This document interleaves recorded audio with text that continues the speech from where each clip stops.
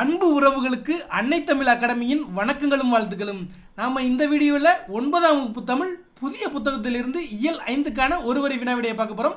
அது மட்டும் இல்லாமல் இதே பாடப்பகுதியில், அதாவது 9ஆம் வகுப்பு தமிழ் இயல் 5இல் இதற்கு முன்பு கேட்கப்பட்ட ப்ரீவியஸ் இயர் கொஸ்டின் ஒரு 30க்கு மேலே நம்ம இந்த வீடியோவில் பார்க்க போகிறோம். வாங்க நேரடியாக நம்ம பாடப்பகுதிக்கு செல்வோம். இதில் பாருங்கள், என்னென்ன தலைப்புகள் கீழே நம்மளுக்கு பாடப்பகுதி இருக்குது பாருங்கள். கல்வியில் சிறந்த பெண்கள், குடும்ப விளக்கு, சிறுபஞ்ச மூலம், வீட்டிற்கோர் புத்தகச்சாலை, இடைச்சொல் உரிச்சொல், இதில் உள்ள ஒரு வரி வினாவிடைகள் பார்க்க போகிறோம். இதே பாடப்பகுதியில் முந்தைய ஆண்டுகள் கேட்கப்பட்ட ப்ரீவியஸ் இயர் கொஸ்டினை பார்க்க போகிறோம். இதில் முக்கியமாக பாருங்கள், கல்வியில் சிறந்த பெண்கள், அதில் நம்ம முத்துலட்சுமி அம்மையார், மூவலூர் ராமாமிர்தம் அம்மையார், இவங்களை பற்றிலாம் பார்க்க போகிறோம். அவங்க பொதுத்தமிழ் பாடப்பகுதியில் மட்டும் இல்லாமல் அதாவது ஜிஎஸ் பாடப்பகுதியிலே நம்மளுக்கு கேள்விகளாக வரக்கூடியவங்க. அதே மாதிரி பாருங்கள், வீட்டிற்கு ஒரு புத்தகச்சாலை என்ற பாடப்பகுதியில் நம்ம அறிஞர் அண்ணாவை பற்றி பார்க்க போகிறோம். அவங்களுமே யூனிட் 8ல் ஜிஎஸ் பாடப்பகுதியில் கேள்விகளாக வரக்கூடியவங்க. வாங்க நேரடியாக நம்ம வினாவிடைக்கு செல்வோம். கல்வியில் சிறந்த பெண்கள், கேள்வி எண் 1 பாருங்கள். முத்துலட்சுமி அம்மையார் அவர்களின் காலம் 1886 முதல் 1968 வரை. முத்துலட்சுமி அவர்களின் காலம் 1886 முதல் 1968 வரை. இங்கே பாருங்கள், 86 அங்கிட்டு 68, அந்த 86 திருப்பி போட்டிங்கன்னா 68, இந்த மாதிரி ஞாபகம் வைத்துக் கொள்ளுங்கள். கேள்வி எண் 2 பாருங்கள். தமிழகத்தின் முதல் பெண் மருத்துவர் முத்துலட்சுமி அம்மையார். தமிழகத்தின் முதல் பெண் மருத்துவர் முத்துலட்சுமி அம்மையார். இந்திய பெண்கள் சங்கத்தின் முதல் தலைவர் முத்துலட்சுமி அம்மையார். இந்திய பெண்கள் சங்கத்தின் முதல் தலைவர் முத்துலட்சுமி அம்மையார். சென்னை மாநகராட்சியின் முதல் துணை மேயர் முத்துலட்சுமி அம்மையார். இதில் நல்லா பார்த்துக்கோங்க, சென்னை மாநகராட்சியின் முதல் மேயர் கிடையாது, முதல் துணை மேயர் யாரு? முத்துலட்சுமி அம்மையார். சட்ட மேலவைக்கு தேர்ந்தெடுக்கப்பட்ட முதல் பெண்மணி முத்துலட்சுமி அம்மையார். பல்வேறு அதாவது முதன்மைகளுக்கு சொந்தக்காரர் தான் இந்த முத்துலட்சுமி அம்மையார்.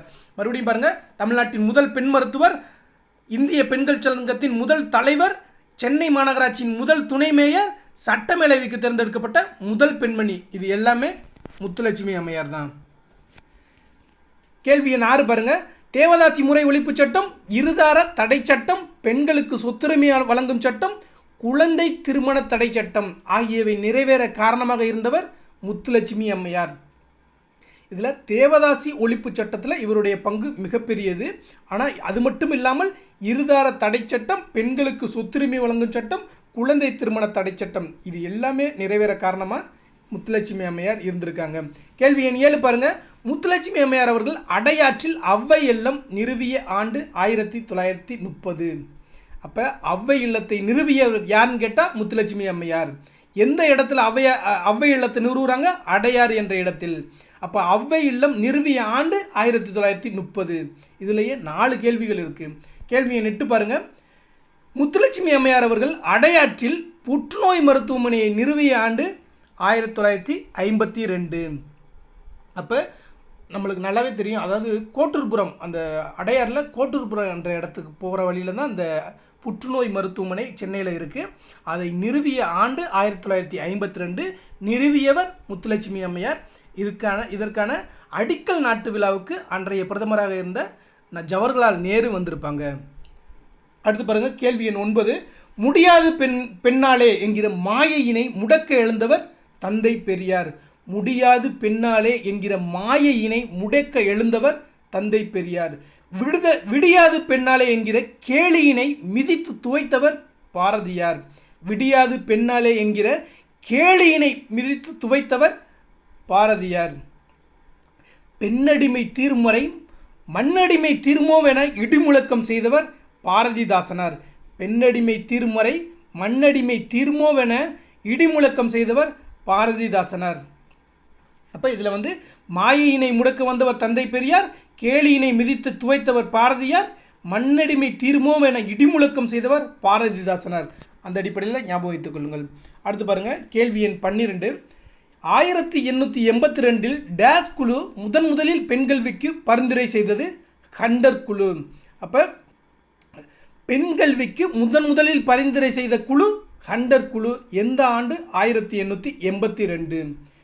இதில் நீங்கள் அன்னை தமிழில் தொடர்ச்சியாக நீங்கள் வீடியோக்கள் பார்த்துக்கிட்டு வந்தால் உங்களுக்கு நல்லாவே தெரியும், மிக மிக முக்கியமான கேள்விகள்லாம் நம்ம ப்ளூ கலரில் ஹைலைட் பண்ணியிருப்போம். அதாவது ப்ரீவியஸ் இயரில் கேட்கப்பட்ட கேள்விகள்லாம் நம்ம ப்ளூ கலரில் ஹைலைட் பண்ணியிருப்போம். அதே நேரம் அதை 2 முறை நம்ம ரிப்பீட் பண்ணுவோம். இந்த அடிப்படையில் நீங்கள் பார்க்கும்போது இதை கண்டிப்பாக ஒரு வீடியோ படிக்கிறது உங்களுக்கு 3 முறை படித்ததற்கு சமம். முதல் முறையே நீங்கள் 3 முறை படித்தது போல் உங்களுக்கு நல்லா ஞாபகமே இருக்கும். இதை மட்டும் இல்லாமல் நம்ம ப்ரீவியஸ் இயர் கொஸ்டினாகவும் இந்த கேள்வியை நம்ம பின்னாலேயும் பார்க்குறோம். ஸோ இந்த அடிப்படையில் படித்தா கண்டிப்பாக நீங்கள் பொதுத்தமிழ் பாடத்தில் 95 மதிப்பெண்க்கு மேலே எளிமையாக பெற முடியும். கேள்வி எண் 13 பாருங்கள். மராட்டிய மாநிலத்தில் டேஸ் மற்றும் டேஸ் இணையர் முதலாக பெண்களுக்கான பள்ளியை தொடங்கினார்கள். ஜோதிராவ் பூலே, சாவித்ரிபாய் பூலே. அப்போ மராட்டிய மாநிலத்தில் டேஸ் மற்றும் டேஸ் இணையர் முதலாக பெண்களுக்கான பள்ளியை தொடங்கினார்கள். ஜோதிராவ் பூலே, சாவித்ரிபாய் பூலே. கேள்வி எண் 14 பாருங்கள். மூவலூர் ராமாமிர்தம் அவர்களின் காலம் 1883 முதல் 1962 வரை. மூவலூர் ராமாமிர்தம் அவர்களின் காலம் 1883 முதல் 1962 வரை. நம்மளுக்கு கேள்விகள் இப்படி கூட கேட்குறாங்க. அவருடைய காலம் முதற்கொண்டு நம்மளுக்கு கேள்விகளாக கேட்குறாங்க. இந்த ப்ரீவியஸ் இயர் கொஸ்டின்லாம் பார்த்தா உங்களுக்கு தெரியும். அந்த அடிப்படையில் தான் நம்மளுக்கு கேள்விகளும் இங்கே தொகுத்து வழங்குகிறோம். ஸோ நம்ம கொஸ்டின் பேட்டர்ன் தெரியும், டிஎன்பிஎஸ்சியோடைய பேட்டர்ன் தெரிஞ்சால் தான் நம்ம எப்படி கேள்விகள்லாம் கேட்குறாங்க அப்படின்னு தெரிஞ்சால் தான் நம்ம அதுக்கு ஏற்ற மாதிரி கேள்விகளை தொகுத்து அந்த அடிப்படையில் தான் நம்ம வழங்கிக்கிட்டு வரோம். கேள்வி எண் 15 பாருங்கள். மூவலூர் ராமாமிர்தம் அவர்களின் பன்முகத்தன்மை, தமிழகத்தின் சமூக சீர்திருத்தவாதி, எழுத்தாளர், திராவிட இயக்க அரசியல் செயல்பாட்டாளர், தேவதாசி ஒழிப்பு சட்டம் நிறைவேற துணை நின்றவர். அப்போ மூவலூர் ராமாமிர்தம் அவர்களின் பன்முகத்தன்மையில் பாருங்கள், தமிழகத்தின் சமூக சீர்திருத்தவாதியாக இருக்கிறாங்க, ஒரு எழுத்தாளராக இருக்காங்க. அவருடைய முக்கியமான நூல் ஒன்று தெரிஞ்சுக்கோங்க, தாசிகளின் மோச வலை இல்லாட்டி மதிபற்ற மைனர் அப்படிங்கிற ஒரு நூலை எழுதியவர் யாருன்னு கேட்பாங்க, மூவலூர் ராமாமிர்தம் அவர்கள். அடுத்து பாருங்கள், தேவதாசி ஒழிப்பு சட்டம் நிறைவேற துணை நின்றவர் யாருன்னு கேட்பாங்க, மூவலூர் ராமாமிர்தம். இவங்களை தமிழகத்தின் அன்னிப்பசன் என்று அண்ணாவால் அழைக்கப்பட்டவர் யாருன்னு கேட்பாங்க, அதுவும் இந்த மூவலூர் ராமாமிர்தம் அவர்கள் தான். அடுத்து பாருங்கள், கதர் ஆடையை அணிந்தவர் மட்டும் உள்ளே வரும் என்று வீட்டு வாசலில் எழுதி வச்சவங்க யாருன்னு கேட்பாங்க, மூவலூர் ராமாமிர்தம் அவர்கள். அதாவது விடுதலை போராட்டத்தில் தமிழகத்தின் பெண்கள் அப்படிங்கிறதுல நம்ம நிறைய பெண்களை பற்றி பார்க்கணும். அந்த அடிப்படையில் தான் நம்ம ஒரு தகவல் பொதுத்தமிழ் படிச்சுட்டு போகும்போதே ஜிஎஸ் பாடத்துலேயும் ஒரு சில நிறைய தகவல்களை இதோட தொடர்புடைய தகவல்களை நம்ம படிச்சுட்டு போயிடுவோம். அப்போ நான் சொன்னதெல்லாம் முக்கியமான சொன்னதை சொல்கிறேன் பாருங்கள். தமிழகத்தின் அன்னிப்பசன் என்று அண்ணாவால் அழைக்கப்பட்டவர் யார், மூவலூர் ராமாமிர்தம் அவர்கள். தாசிகளின் மோசவலை இல்லாட்டி மதிப்பற்ற மைனர் என்ற நூலின் ஆசிரியர் யார், நம்மளுடைய மூவலூர் ராமாமிர்தம் அவர்கள் தான். தேவதாசி ஒழிப்பு சட்டம் நிறைவேற துணை நின்றவர் அப்படின்னு கேட்பாங்க, அது இந்த மூவலூர் ராமாமிர்தம் அவர்கள் தான். அடுத்து பாருங்கள், கேள்வி எண் 16. தமிழக அரசு 8ஆம் வகுப்பு வரை படித்த இளம் பெண்களுக்கான திருமண உதவித்தொகையை யாருடைய பெயரில் வழங்கி வந்தது, மூவலூர் ராமாமிர்தம். அப்போ இதுவும் கேட்டிருக்காங்க, 8ஆம் வகுப்பு வரை படித்த இளம் பெண்களுக்கான திருமண உதவித்தொகை யாருடைய பெயரில் வழங்கி வந்தது, மூவலூர் ராமாமிர்தம் அவர்கள். தமிழகத்திற்கு மருத்துவராகி வேலூரில் இலவச மருத்துவம் அளித்தவர் ஐடா சோபியாஸ் கட்டர். அப்போ வேலூரில் இலவச மருத்துவம் அளித்தவர் ஐடா சோபியாஸ் கட்டர். கேள்வி எண் 18 பாருங்கள். குழந்தையை பாதுகாப்போம் என்ற அமைப்பை நிறுவி இதுவரைக்கும் குழந்தைகள் கல்வி பெற உதவியவர் கைலாஷ் சத்யார்த்தி. அப்போ குழந்தையை பாதுகாப்போம் என்ற அமைப்பை நிறுவி குழந்தைகள் கல்வி பெற உதவியவர் கைலாஷ் சத்யார்த்தி. இதை நம்ம 6ஆம் வகுப்பு பாடத்திலே படிச்சிருக்கோம். அடுத்து பாருங்கள், கேள்வி எண் 19.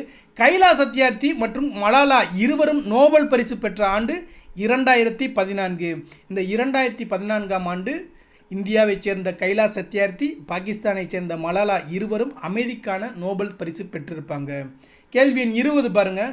பாகிஸ்தானில் பெண் கல்வி வேண்டுமென போராட்ட களத்தில் இறங்கிய போது மலாலாவின் வயது 12. 1848 பெண்களுக்காக தொடங்கப்பட்ட பள்ளியில் ஆசிரியராக பணியாற்றியவர் மற்றும் நாட்டின் முதல் பெண் ஆசிரியர் யாருன்னு கேட்பாங்க, சாவித்ரிபாய் பூலே. நாட்டின் முதல் பெண் ஆசிரியர் சாவித்ரிபாய் பூலே. ஈவேரா நாகம்மை இலவச கல்வி உதவி திட்டம் டேஸுக்கு உரியது, பட்ட மேற்படிப்பிற்கு உரியது. ஈவேரா நாகம்மை இலவச கல்வி உதவி திட்டம் பட்ட மேற்படிப்புக்கு உரியது. கேள்வி எண் 23 பாருங்கள். மறைமலை அடிகளின் மகள் மற்றும் தந்தையைப் போலவே தனித்தமிழ் பற்றுடையவர் யார், நீலாம்பிகை அம்மையார். அப்போ மறைமலை அடிகளின் மகள் யார், நீலாம்பிகை அம்மையார். அவர் தந்தையைப் போலவே தனித்தமிழ் பற்றுடையவர் யார், நீலாம்பிகை அம்மையார். நம்மளுக்கு இன்னொரு கேட்பாங்க, பெரியார் அவர்கள், அதாவது ஈவேரா அவர்களுக்கு பெரியார் என்ற பட்டத்தை வழங்கியவர் யாருன்னு பார்த்தீங்கன்னா இந்த நீலாம்பிகை அம்மையார் தான். பெண்கள் மாநாட்டுக்கு, அந்த பெண்கள் மாநாட்டில் தான் பெரியார் என்ற பட்டத்தை கொடுத்துருப்பாங்க. அந்த பெண்கள் மாநாட்டின் தலைவராக இருந்தவர் தான் இந்த நீலாம்பிகை அம்மையார். அவருடைய காலம் பார்த்துக்குங்க, 1903 முதல் 1943 வரை, வெறும் 40 வருடங்கள் தான் அவங்க உயிரோடு இருந்திருக்காங்க அப்படிங்கிறத தெரிஞ்சுக்கோங்க. கேள்வி எண் 24 பாருங்கள். தனித்தமிழ் கட்டுரை, வடச்சொல், தமிழ் அகரவரிசை, முப்பெண்களின் வரலாறு, பட்டினத்தார் பாராட்டிய மூவர் ஆகிய நூல்களின் ஆசிரியர் நீலாம்பிகை அம்மையார். நீலாம்பிகை அம்மையார் இயற்றிய நூல்கள்னு கூட கேட்பாங்க. என்னென்ன நூல்கள்? தனித்தமிழ் கட்டுரை, வடச்சொல், தமிழ் அகரவரிசை, முப்பெண்களின் வரலாறு, பட்டினத்தார் பாராட்டிய மூவர். இது எல்லாம் நீலாம்பிகை அம்மையார் அவர்கள் எழுதிய நூல்கள். கேள்வி எண் 25 பாருங்கள். 1964ஆம் ஆண்டு டாஸ் குழு தன் பரிந்துரையில் அனைத்து நிலையிலும் மகளிர் கல்வியை வலியுறுத்தியது கோத்தாரி கல்விக்குழு. அப்போ இதில் பாருங்கள் எத்தனை கேள்விகள் இருக்கு பாருங்கள். கோத்தாரி கல்விக்குழு எந்த ஆண்டு நிறுவப்பட்ட குழு அமைக்கப்பட்டது? 1964. அது தன்னுடைய பரிந்துரையில் என்ன சொல்கிறது? அனைத்து நிலையிலும் மகளிர் கல்வியை ஊக்குவித்தது, வலியுறுத்திய குழு எது? கோத்தாரி கல்விக்குழு. நம்மளுக்கு ஆண்டையும் இதை என்ன பரிந்துரை அப்படிங்கிற சேர்த்தே கொடுப்பாங்க. 1964ஆம் ஆண்டு டேஸ் குழு தன் பரிந்துரையில் அனைத்து நிலையிலும் மகளிர் கல்வியை வலியுறுத்தியது கோத்தாரி கல்விக்குழு. கேள்வி எண் 26 பாருங்க. குழந்தை திருமணத்தை தடுக்க எந்த ஆண்டு சாரதா சட்டம் கொண்டு வரப்பட்டது? 1929ஆம் ஆண்டு. அப்போ குழந்தை திருமணத்தை தடுக்க எந்த ஆண்டு சாரதா சட்டம் கொண்டு வரப்பட்டது? 1929ஆம் ஆண்டு. இந்த சட்டத்தின்படி, அதாவது திருமணமாகும் பெண்களுக்கு 14 வயதாகவும் ஆண்களுக்கு 18 வயதாகவும் இருக்கணும் அப்படின்னு சொல்லிட்டு இந்த சட்டத்தில் சொல்லியிருப்பாங்க. கேள்வி எண் 27 பாருங்க. திருமந்திரம், தொல்காப்பியம், கைவல்யம் போன்ற நூல்களை அறிவியல் உண்மைகள் குறித்து சொற்பொழிவு ஆற்றியவர் ஈதா ராஜேஸ்வரி அம்மையார். திருமந்திரம், தொல்காப்பியம், கைவல்யம் ஆகிய நூல்களின் ஆசிரியர் ஈதா ராஜேஸ்வரி அம்மையார். அப்போ திருமந்திரம், தொல்காப்பியம், கைவல்யம் போன்ற நூல்களில் அறிவியல் உண்மைகள் குறித்து சொற்பொழிவு ஆற்றியவர் ஈதா ராஜேஸ்வரி அம்மையார். கேள்வி எண் 28 பாருங்க. ராணிமேரி கல்லூரியில் அறிவியல் பேராசிரியராக பணியாற்றியவர் யார்? ஈதா ராஜேஸ்வரி அம்மையார். சூரியன், பரமாணு புராணம் போன்ற அறிவியல் நூல்களை எழுதியவர் யார்? ஈதா ராஜேஸ்வரி அம்மையார். அப்போ ஈதா ராஜேஸ்வரி அம்மையார் எழுதிய நூல்கள் சூரியன், பரமாணு புராணம். கேள்வி எண் 29 பாருங்க. கற்றது கைமண்ணளவு, கல்லாதது உலகளவு என்று கூறியவர் ஔவையார்.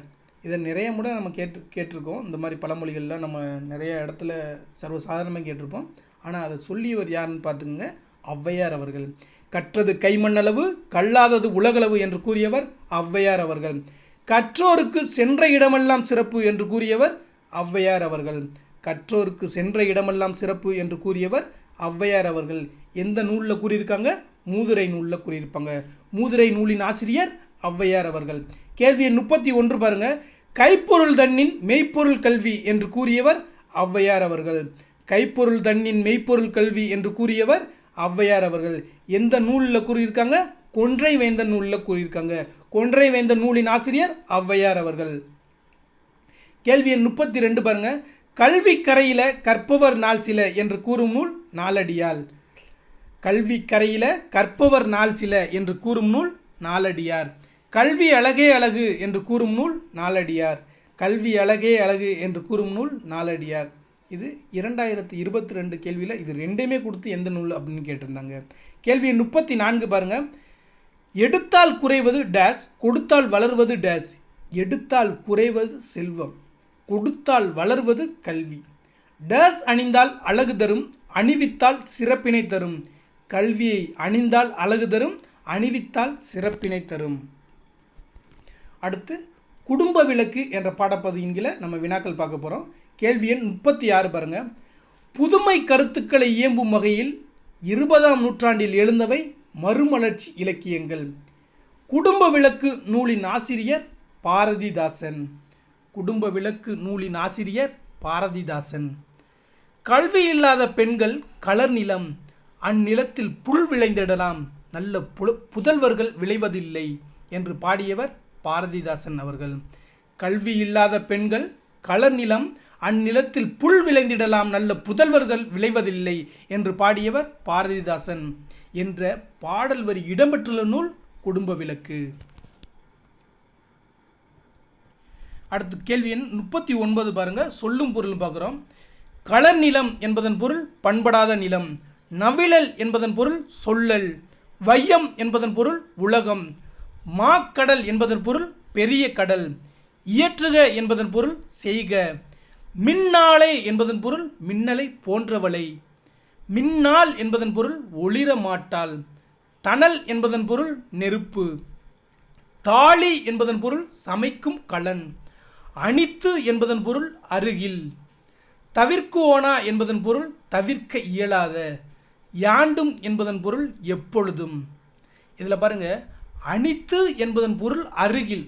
நம்மளுக்கு கேள்விகள் எப்படி கேட்பாங்கன்னா, அனித்து என்பதன் எதிர்ச்சொல் தருக அப்படின்னு கேட்பாங்க. அப்போ நல்லா தெரிஞ்சுங்க, அனித்து என்பதன் பொருள் அருகில்னா அதனுடைய எதிர்ச்சொல் தொலைவில் அப்படிங்கிறத நம்ம தெரிஞ்சு வச்சுக்கணும். அப்போ அனித்து என்பதன் எதிர்ச்சொல் தொலைவில், அனித்து என்பதன் பொருள் அருகில் கேட்டிருக்காங்க, கேட்பாங்க. அடுத்து பாருங்க, கேள்வி எண் 40 இலக்கண குறிப்பு பார்ப்போம். மாக்கடல் என்பதன் பொருள் உரிச்சொல் தொடர். ஆக்கல் என்பதன் பொருள், அதாவது மாக்கடல் என்பதன் இலக்கண குறிப்பு உரிச்சொல் தொடர். ஆக்கல் என்பதன் இலக்கண குறிப்பு தொழிற்பெயர். பொன்னே போல் என்பதன் இலக்கண குறிப்பு ஓம உருபு. மலர்கை என்பதன் இலக்கண குறிப்பு ஓமை தொகை. மலர் போன்ற கை ஓமை தொகை. வில்வாள் என்பதன் இலக்கண குறிப்பு உம்மை தொகை. வில்லும் வாளும், அந்த என்ற சொல் மறைந்து வந்தால் அது உம்மை தொகை. தவிர்க்கவோனா என்பதன் இலக்கண குறிப்பு ஈர்கட்ட எதிர்மறை பெயரச்சம். கேள்வி 41 பாருங்க. கற்ற பெண்ணின் குடும்பமே பல்கலைக்கழகமாக மிளிரும் என்பதை காட்டும் நூல் குடும்ப விளக்கு. கற்ற பெண்ணின் குடும்பமே பல்கலைக்கழகமாக மிளிரும் என்பதை காட்டும் நூல் குடும்ப விளக்கு. குடும்ப விளக்கு நூல் எத்தனை பகுதிகளாக பிரிக்கப்பட்டுள்ளது? 5. குடும்ப விளக்கு எத்தனை பகுதிகளாக பிரிக்கப்பட்டுள்ளது? 5. நம் பாடப்பகுதியில் இடம்பெற்ற விருந்தோம்பல் என்னும் தலைப்பு இடம்பெற்ற பகுதி 2ஆம் பகுதி. இதெல்லாம் கேள்விகளாக இடம்பெறுமானா கேட்டிருக்காங்க. இதுக்கு முன்னால் இந்த கேள்விகள்லாம் நம்மளுக்கு இதற்கு முன்பு கடந்த ஆண்டுகளில் கேட்டிருக்காங்க பாருங்கள். அதாவது நம்ம பார்த்த குடும்ப விளக்கு என்னும் பாடப்பகுதியில் இடம்பெற்ற விருந்தோம்பல் என்னும் தலைப்பு இடம்பெற்ற பகுதி எது அப்படின்னு கேட்டிருக்காங்க. அது 2ஆம் பகுதி அப்படிங்கிறது தான் சரியான விடை. இது முந்தைய ஆண்டுகளில் கேட்கப்பட்ட கேள்வி. கேள்வி 44 பாருங்க.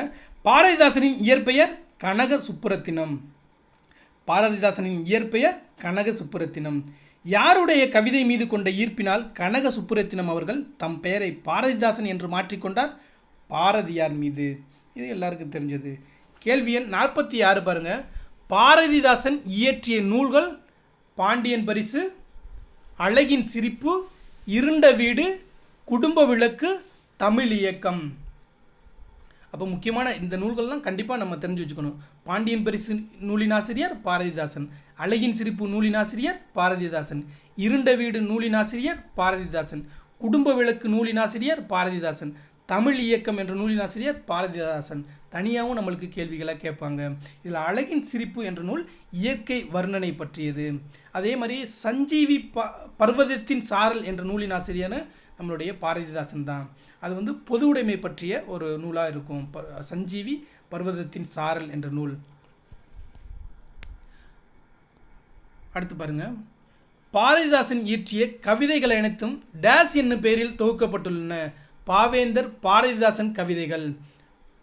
பாரதிதாசனின் சாகித்ய அகாடமி விருது பெற்ற நூல் பிசிராந்தையர் நாடக நூல். பாரதிதாசனின் சாகித்ய அகாடமி விருது பெற்ற நூல் பிசிராந்தையர் என்னும் நாடக நூல். இந்த நாடகங்கிறதே நம்ம கண்டிப்பாக ஞாபகம் வைத்துக்கொள்ளணும். பிசிராந்தையர் என்பது ஒரு நாடக நூல். கேள்வி 49 பாருங்க. பட்டங்கள் ஆள்வதும் சட்டங்கள் செய்வதும் பாரினில் பெண்கள் நடத்த வந்தோம் என்று பாடியவர் பாரதியார். பட்டங்கள் ஆள்வதும் சட்டங்கள் செய்வதும் பாரினில் பெண்கள் நடத்த வந்தோம் என்று பாடியவர் பாரதியார். அதாவது 1921 பாரதியார் அவர்கள் இறந்து விட்டார். ஆனால் அவர் எப்பயே இந்த பட்டங்கள் ஆள்வது, இந்த சட்டங்கள் இயற்றக்கூடிய நாடாளுமன்றத்திலும் சட்டமன்றத்திலும் பெண்கள் இடம்பெற வேண்டும் அப்படிங்கிறத அவர் எப்போவே பாடி வச்சுட்டு போயிருக்காரு அப்படிங்கிறத நம்ம இந்த பாடல் மூலிமா தெரிஞ்சுக்கலாம். ஏன்னா இப்போது தான் நம்ம வந்து பெண்களுக்கான இடஒதுக்கீடு மசோதா 33% சட்டமன்றத்திலும் நாடாளுமன்றத்திலும் 33% பெண்கள் இடம்பெற வேண்டும் அப்படிங்கிற அந்த சட்ட மசோதாவே இப்போ தான் சமீபத்தில் தான் நிறைவேற்றினாங்க. அது எந்த அரசியல் சட்ட திருத்தம் அப்படிங்கிறத நம்மளுக்கு ஜிஎஸ் பகுதியில் கேட்பாங்க. தெரிஞ்சவங்க இதில் கமெண்ட் பண்ணுங்கள். அப்போ பாருங்கள், பட்டங்கள் ஆள்வதும் சட்டங்கள் செய்வதும் பாரினில் பெண்கள் நடத்த வந்தோம் என்று பாடியவர் பாரதி அவர்கள். மங்கையராய் பிறப்பதற்கே நல்ல மாதவம் செய்திடல் வேண்டுமம்மா என்று பாடியவர் கவிமணி அவர்கள். மங்கையராய் பிறப்பதற்கே நல்ல மாதவம் செய்திடல் வேண்டுமம்மா என்று பாடியவர் கவிமணி அவர்கள். பெண் எனில் பேதை என்ற எண்ணம் இந்த நாட்டில் இருக்கும் வரைக்கும் உருப்படல் என்பது சரிபடாது என்று பாடியவர் பாவேந்தர் அவர்கள். பெண் எனில் பேதை என்ற எண்ணம் இந்த நாட்டில் இருக்கும் வரைக்கும் உருப்படல் என்பது சரிபடாது என்று பாடியவர் பாவேந்தர் அவர்கள். அடுத்து சிறுபஞ்சம் நூலம் என்ற நூலின் கீழே நம்ம வினாக்கள் பார்க்க போகிறோம். அதற்கு முன்பு பாரதிதாசன் பற்றிய ஒரு சில முக்கியமான தகவல்களை நம்ம தெரிஞ்சுக்கிடுவோம். தமிழ்நாட்டின் ரசூல் கம்சதேவ் யாருன்னு கேட்பாங்க. பாரதிதாசன் அவர்கள். முதல்ல ரசூல் கம்சதேவ் யாருன்னு தெரிஞ்சுக்குங்க. அவர் ஒரு உருசிய நாட்டு கவிஞர். அதாவது தாய்மொழிக்காகவும் இனத்திற்காகவும் பாடிய முக்கியமான கவிஞர் தான் இந்த ரசூல் கம்சதேவ். அதே மாதிரியே தமிழ்நாட்டில் மொழிக்காகவும் இனத்திற்காகவும் பாடியவர் தான் பாரதிதாசன் அவர்கள். அதனால தான் அவர் தமிழ்நாட்டின் ரசூல் கம்சதேவ் என்று பாரதிதாசன் அவர்கள் அழைக்கப்படுகிறார். ஏன்னா நாளை என் தாய்மொழி சாகுமானால் இன்றே நான் இறந்து விடுவேன் என்றவர் யாருன்னு கேட்பாங்க. அது ரசூல் கம்சதேவ் தான். அதே மாதிரி தான் எங்கள் வாழ்வும் எங்கள் வளமும் மங்காத தமிழென்று சங்கே முழங்கு அப்படின்னு சொல்லிட்டு நம்மளுடைய பாரதிதாசன் அவர்கள் சொல்லியிருப்பாங்க. வேற பார்த்தீங்கன்னா, தமிழை பழித்தவனை தாய் தடுத்தாலும் விடாதே அப்படின்னு நம்மளுடைய பாரதிதாசன் அவர்கள் சொல்லியிருப்பாங்க. அப்போ இங்கே தமிழ் மொழிக்கும் இனத்திற்கும் மிகப்பெரிய பங்காற்றியவர் பாரதிதாசன் அவர்கள். அதனால தான் அவரை தமிழ்நாட்டின் ரசூல் கம்சதேவ் என்று அழைக்கிறார்கள் அப்படிங்கிறத தெரிஞ்சுக்குங்க. ஸோ இப்போ நம்ம பார்க்க போகிறது சிறுபஞ்சம் மூலம். கேள்வி எண் 52 பாருங்கள். சிறுபஞ்சம் நூலின் ஆசிரியர் காரியாசன் அவர்கள். சிறுபஞ்சம் மூலம் நூலின் ஆசிரியர் காரியாசன் அவர்கள். கேள்வி எண் 53 பாருங்கள். காய்க்கும் மரமுல நன்று அறிவார், மூவாது மூத்தவர் நூல் வல்லார், மேதைக்கு உரையாமை செல்லும் உணர்வு என்ற பாடல் இடம்பெற்றுள்ள நூல் சிறுபஞ்சம் மூலம். காய்க்கும் மரமுல நன்று அறிவார், மூவாது மூத்தவர் நூல் வல்லார், மேதைக்கு உரையாமை செல்லும் உணர்வு என்ற பாடல் இடம்பெற்றுள்ள நூல் சிறுபஞ்சம் மூலம் என்ற பாடலை இயற்றியவர் காரியாசன். சொல்லும் பொருளும் பாருங்க. மூவாது என்பதன் பொருள் முதுமை அடையாமல், நாறுவ என்பதன் பொருள் முளைப்ப, தாவா என்பதன் பொருள் கெடாதிருத்தல். இலக்கண குறிப்பு பார்க்குறோம். அறிவார் வல்லார் என்பதன் பொருள் என்பதன் இலக்கண குறிப்பு வினையாளனையும் பெயர். அறிவார் வல்லார் என்பது வினையாளனையும் பெயர். விதையாமை உரையாமை எதிர்மறை தொழிற்பெயர்கள். தாவா என்பது ஈறுகட்ட எதிர்மறை பெயரச்சம். கேள்வி 56 பாருங்க. தமிழில் சங்க இலக்கியங்களை தொடர்ந்து தோன்றிய நூல்கள் நீதி நூல்கள். அப்போ தமிழில் சங்க இலக்கியங்களை தொடர்ந்து தோன்றிய நூல்கள் நீதி நூல்கள். அதாவது சங்க இலக்கியங்கள் எது? 8 தொகையும் 10 பாட்டும். அதை நம்ம எப்படி சொல்கிறோம்? 11 மேற்கணக்கு நூல்கள் அப்படின்னு சொல்கிறோம். அதற்கு பின்பு தோன்றிய நூல்கள் தான் நீதி நூல்கள். அந்த நீதி நூல்களை எப்படி சொல்கிறோம்? அற இலக்கியங்கள் என்று சொல்கிறோம். இல்லைன்னா 11 கீழ்கணக்கு நூல்கள் அப்படின்னு சொல்கிறோம். அது ஒரு 18 நூல்கள். நம்மளுக்கு 11 என்பதன் பொருள் கூட என்னன்னு கேட்பாங்க. 18 நூல்கள் அப்படின்னு நமக்கு தெரிஞ்சுக்கணும். அடுத்து பாருங்கள். சிறுபஞ்சம் மூலம் டேஸ் நூல்கள் ஒன்று, 11 கீழ்கணக்கு நூல்கள் ஒன்று. சிறுபஞ்சம் மூலம் 11 கீழ்கணக்கு நூல்கள் ஒன்று.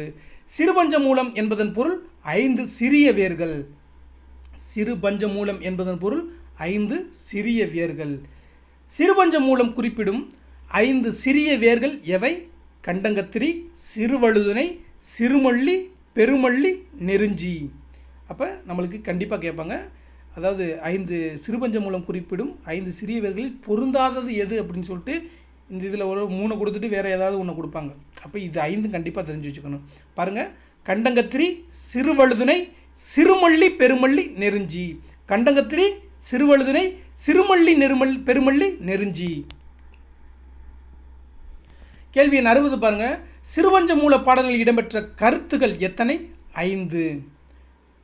சிறுபஞ்சம் பாடல்களில் இடம்பெற்ற கருத்துக்கள் எத்தனை? 5. கேள்வி எண் 61. நன்மை தருவன தீமை தருவன நகைப்புக்கு உரியன என்னும் வகையில் வாழ்வியல் உண்மைகளை எடுத்துக்காட்டும் நூல் சிறுபஞ்ச மூலம். நன்மை தருவன தீமை தருவன நகைப்புக்கு உரியன என்னும் வகையில் வாழ்வியல் உண்மைகளை எடுத்துக்காட்டும் நூல் எதுன்னு கேட்பாங்க? சிறுபஞ்ச மூலம். கேள்வி எண் 62 பாருங்க. சிறுபஞ்ச மூலத்தின் ஆசிரியர் காரியாசன் யாருடைய மாணவர்? சிறுபஞ்ச மூலத்தின் ஆசிரியரான காரியாசன் யாருடைய மாணவர் அப்படின்னு பார்த்தீங்கன்னா மதுரை தமிழாசிரியர் மா காயனரின் மாணாக்கர். அப்போ காரியாசன் அவர்களுடைய ஆசிரியர் யார் பாருங்க? மதுரை தமிழாசிரியர் மா காயனார். காரியாசனின் இயற்பெயர் காரி. காரியாசனின் இயற்பெயர் என்ன? காரி. அப்போ காரியாசன் சொல்கிறாங்களே, அதில் ஆசான் என்பது தொழிலின் அடிப்படையில் அமைந்த பெயர். மா காரியாசன் என்று காரியாசனை சிறப்பிப்பது பாயிரச் செய்யுள். சாதனைக்கு வயது தடையன்று என்ற தலைப்பின் கீழே நம்ம வினாக்கள் பார்க்க போகிறோம். நம்ம புத்தக பின்பக்கத்தில் கொடுத்தது. கேள்வி எண் 65 பாருங்க. 10 வயதிற்குள்ளாகவே சொற்பொழிவு நிகழ்த்தவும் பாடவும் ஆற்றல் பெற்றவர் வள்ளலார் அவர்கள். 10 வயதிற்குள்ளாகவே சொற்பொழிவு நிகழ்த்தவும் பாடவும் ஆற்றல் பெற்றவர் நம்முடைய வள்ளலார் அவர்கள். கேள்வி எண் 66 பாருங்க. 11வது வயதிலேயே அரசவையில் கவிதை எழுதி பாரதி என்னும் பட்டம் பெற்றவர் பாரதியார் அவர்கள். அப்போ பாரதியார் அவர்கள், அதாவது சுப்பிரமணிய பாரதியார் அவர்கள் பாரதி என்ற பட்டத்தை எட்டயபுர அரசவையில் பெறாரு. அப்போது அவருடைய வயது 11. இப்போ பாருங்கள், 11 வயதிலேயே அரசவையில் கவிதை எழுதி பாரதி என்னும் பட்டம் பெற்றவர் பாரதியார். 15வது வயதிலேயே பிரெஞ்சு இலக்கிய கழகத்துக்கு தமது கவிதைகளை எழுதி அனுப்பியவர் விக்டர் ஹியூகோ. 15வது வயதிலேயே பிரெஞ்சு இலக்கிய கழகத்துக்கு தமது கவிதைகளை எழுதி அனுப்பியவர் விக்டர் ஹியூகோ. 16வது வயதிலேயே தமது தந்தையின் போர்ப்படையில் தளபதியானவர் மாவீரன் அலெக்சாண்டர். அப்போ 16வது வயதிலேயே தமது தந்தையின் போர்ப்படையில் தளபதியானவர் மாவீரன் அலெக்சாண்டர். கேள்வி எண் 69 பாருங்க. 17வது வயதிலேயே பைசா நகர சாய்ந்த கோபுரத்தின் விளக்கு ஊசலாடுவது குறித்து ஆராய்ந்தவர் அறிவியலாளர் கலீலியோ. அப்போ 17வது வயதிலேயே பைசா நகர சாய்ந்த கோபுரத்தின் விளக்கு ஊசலாடுவது குறித்து ஆராய்ந்தவர் அறிவியலாளர் கலீலியோ அவர்கள். அப்போ 10 வயதிற்குள்ள சொற்பொழிவு வள்ளலார். 11வது வயதில் பாரதி என்னும் பட்டம் பாரதியார். 15வது வயதில் பிரெஞ்சு இலக்கிய கழகத்துக்கு கவிதை எழுதியவர் விக்டர் ஹியூகோ. அதாவது 16வது வயதிலேயே போர்ப்படை தளபதியானவர் மாவீரன் அலெக்சாண்டர். 17வது வயதில் விளக்கு ஊசலாடுவது குறித்து ஆராய்ந்தவர் கலீலியோ அவர்கள். கேள்வி 70 பாருங்க. 3 கருத்துக்களை கொண்ட அறநூலான 14 கீழ்கணக்கு நூல் எது? திருக்கடுகம். அப்போ திருக்கடுகம் எத்தனை கருத்துக்களை கூறுகிறது? 3 கருத்துக்கள். 3 கருத்துக்களை கொண்ட அறநூலான 14 கீழ்கணக்கு நூல் திருக்கடுகம். 6 கருத்துக்களை கொண்ட அறநூலான 14 கீழ்கணக்கு நூல் ஏலாதி. 3 கருத்துக்கள்னா திருக்கடுகம், 6 கருத்துக்கள்னா ஏலாதி. அடுத்து பாருங்கள், வீட்டிற்கோர் புத்தகச்சாலை என்ற பாடப்பகுதியின் கீழே நம்ம வினாக்கள் பார்க்க போகிறோம். இதில் நம்ம அண்ணாவின் வானொலி உரை அப்படிங்கிறதுல அண்ணாவை பற்றி படிக்க போகிறோம். கேள்வி எண் 72 பாருங்கள். நான் இன்னும் வாசிக்காத நல்ல புத்தகம் ஒன்றை வாங்கி தந்து என்னை சந்திப்பவனே என் தலை சிறந்த நண்பன் என்றவர் ஆபிரகாம் லிங்கன். நான் இன்னும் வாசிக்காத நல்ல புத்தகம் ஒன்றை வாங்கி தந்து என்னை சந்திப்பவனே என் தலை சிறந்த நண்பன் என்றவர் ஆபிரகாம் லிங்கன். வீட்டிற்கோர் புத்தகச்சாலை என்னும் பாடப்பகுதி யாருடைய உரையிலிருந்து எடுக்கப்பட்டது? அண்ணாவின் வானொலி உரை. அப்போ வீட்டிற்கோர் புத்தகச்சாலை என்பது அண்ணாவின் வானொலி உரை அப்படிங்கிறத கண்டிப்பாக ஞாபகம் வச்சுக்கணும். மேடை பேச்சு இந்த மாதிரிலாம் கொடுத்துருப்பாங்க. அப்போ அண்ணாவின் வானொலி உரை என்பது தான் சரியான விடை. நடுவண் அரசு அண்ணா நினைவாக அவர் உருவம் பொறிக்கப்பட்ட 5 ரூபாய் நாணயத்தை வெளியிட்ட ஆண்டு 2009. அப்போ அண்ணா நினைவாக எத்தனை ரூபாய் நாணயத்தை வெளியிட்டாங்க? 5 ரூபாய் நாணயம். நம்ம ஸ்டேட்மெண்ட்டில் கொடுத்துருப்பாங்க 2009ஆம் ஆண்டு அண்ணா அவர்களுக்கு 10 ரூபாய் நாணயத்தை நடுவண் அரசு வெளியிட்டது அப்படின்னு கொடுத்துருப்பாங்க. நம்மளுக்கு ஆண்டு நல்லா தெரியும், அதனால் நம்ம ஆட்டுக்கு டிக் போட்டு போயிடுவோம். ஆனால் அங்கே வெளியிட்டது என்னவோ ரூபாய் நாணயம் தான். அந்த அடிப்படையிலையும் நம்ம தெரிஞ்சுக்கணும். அப்போ வெளியிட்டது நடுவண் அரசு. யாருக்கு? அண்ணாவுக்கு. எத்தனை ரூபா? ரூபாய். எந்த ஆண்டு? 2009. ஸோ இந்த அடிப்படையில் தான் நம்ம தெரிஞ்சுக்கணும். கேள்வி எண் 75 பாருங்கள். அண்ணா நூற்றாண்டு நிறைவடைந்ததை நினைவுபடுத்தும் வண்ணம் தமிழ்நாடு அரசு அண்ணா நூற்றாண்டு நூலகத்தை உருவாக்கிய ஆண்டு 2010. அப்போ அண்ணா நூற்றாண்டு நூலகத்தை உருவாக்கிய ஆண்டு 2010 சென்னையில் உள்ள கோட்டூர்புரத்தில் உருவாக்கியிருப்பாங்க. அடுத்து பாருங்கள், கேள்வி எண் 76. மாற்றான் தோட்டத்து மல்லிகைக்கு மனம் உண்டு என்பது யாருடைய பொன்மொழி? அறிஞர் அண்ணா அவர்களின் பொன்மொழி. மாற்றான் தோட்டத்து மல்லிகைக்கு மனம் உண்டு என்றவர் அறிஞர் அண்ணா. கத்தியை தீட்டாதே உந்தன் புத்தியை தீட்டு, வன்முறை இரு பக்கமும் கூறுள்ள கத்தியாகும் என்றவர் அறிஞர் அண்ணா. கத்தியை தீட்டாதே உந்தன் புத்தியை தீட்டு, வன்முறை இரு பக்கமும் கூறுள்ள ஆயுதம் என்றவர் என்பது யாருடைய பொன்மொழி? அறிஞர் அண்ணா அவர்களின் பொன்மொழி. எதையும் தாங்கும் இதயம் வேண்டும் என்பது யாருடைய பொன்மொழி? அறிஞர் அண்ணா. எதையும் தாங்கும் இதயம் வேண்டும். சட்டம் ஒரு இருட்டறை, அதில் வழக்கறிஞரின் வாதம் ஒரு விளக்கு என்பது அறிஞர் அண்ணா அவர்களின் பொன்மொழி. மக்களின் மதியை கெடுக்கும் ஏடுகள் நமக்கு தேவையில்லை, தமிழரை தட்டி எழுப்பும் தன்மான இலக்கியங்கள் தேவை என்று கூறியவர் அறிஞர் அண்ணா அவர்கள். நல்ல வரலாறுகளை படித்தால் தான் இளம் உள்ளத்திலே புது முறுக்கு ஏற்படும் என்று கூறியவர் அறிஞர் அண்ணா அவர்கள். அப்போ இதில் முக்கியமானது பார்த்தீங்கன்னா, எதையும் தாங்கும் இதயம் வேண்டும், வன்முறை இரு பக்கமும் கூறுள்ள கத்தி, சட்டம் ஒரு இருட்டறை, அதில் வழக்கறிஞரின் வாதம் ஒரு விளக்கு, நல்ல வரலாறுகளை படித்தால் தான் இளம் உள்ளத்திலே புது முறுக்கு ஏற்படும் என்றவரெல்லாம் அறிஞர் அண்ணா அவர்கள். இளைஞர்களுக்கு சுயமரியாதையும் பகுத்தறிவும் தேவை என்று கூறியவர் அறிஞர் அண்ணா அவர்கள். நம்மளுக்கு சுயமரியாதை பகுத்தறிவு அப்படின்னு நினச்சோன்னே நம்ம பெரியார் அவர்களை நம்ம மாற்றி குடிச்சிடுவோம், மாற்றி விடையளிப்போம். ஆனால் நல்லா பார்த்துக்கோங்க, இளைஞர்களுக்கு அப்படின்னு வந்தால் அறிஞர் அண்ணா அப்படின்னு நீங்கள் விடையளிச்சிருந்தோம். அப்போ இளைஞர்களுக்கு சுயமரியாதையும் பகுத்தறிவும் தேவை என்று கூறியவர் அறிஞர் அண்ணா அவர்கள். கேள்வி எண் 83 பாருங்கள். இளைஞர்கள் உரிமை போர்ப்படையின் ஈட்டி முனைகள் என்றவர் அறிஞர் அண்ணா அவர்கள். நடந்தவை நடந்தவையாக இருக்கட்டும், இனி நடப்பவை நல்லவையாக இருக்கட்டும் என்றவர் அறிஞர் அண்ணா அவர்கள். நடந்தவை நடந்தவையாக இருக்கட்டும், இனி நடப்பவை நல்லவையாக இருக்கட்டும் என்று கூறியவர் அறிஞர் அண்ணா அவர்கள். தென்னகத்து பெர்னாட்சா என்று அழைக்கப்பட்டவர் பேரறிஞர் அண்ணா அவர்கள். அப்போ தென்னகத்து பெர்னாட்சா என்று அழைக்கப்பட்டவர் அண்ணா அவர்கள். சிவாஜி கண்ட இந்து சாம்ராஜ்யம் முதல் இன்ப ஒளி வரை பல படைப்புகளை தந்தவர் அறிஞர் அண்ணா அவர்கள். அப்போ சிவாஜி கண்ட இந்து ராஜ்யம் அப்படின்னு ஒரு நூல், சிவாஜி கண்ட இந்து சாம்ராஜ்யம் என்ற நூலின் ஆசிரியர் அறிஞர் அண்ணா அவர்கள். இன்ப ஒளி என்ற நூலின் ஆசிரியர் பேரறிஞர் அண்ணா அவர்கள் அப்படின்னு பார்க்குறோம். இதை தவிர அவர் இன்னும் நிறைய நூல்கள்லாம் எழுதியிருப்பார். அதாவது ஓர் இரவு, வேலைக்காரி, நீதி தேவன் மயக்கம், குமாஸ்தாவின் பெண், இந்த மாதிரி சந்திரோதயம், இந்த மாதிரி நிறைய நூல்கள் எழுதியிருப்பார். நம்ம அடுத்தடுத்த வீடியோக்குள்ளே நம்ம பார்த்துக்குறோம். இதில் கண்டிப்பாக தெரிஞ்சுங்க, சிவாஜி கண்ட இந்து சாம்ராஜ்யம் இன்ப ஒளி இந்த நூல் வந்து அறிஞர் அண்ணா அவர்கள் எழுதியிருக்காரு அப்படின்னு தெரிஞ்சுக்கோங்க. கேள்வி எண் 87 பாருங்கள்.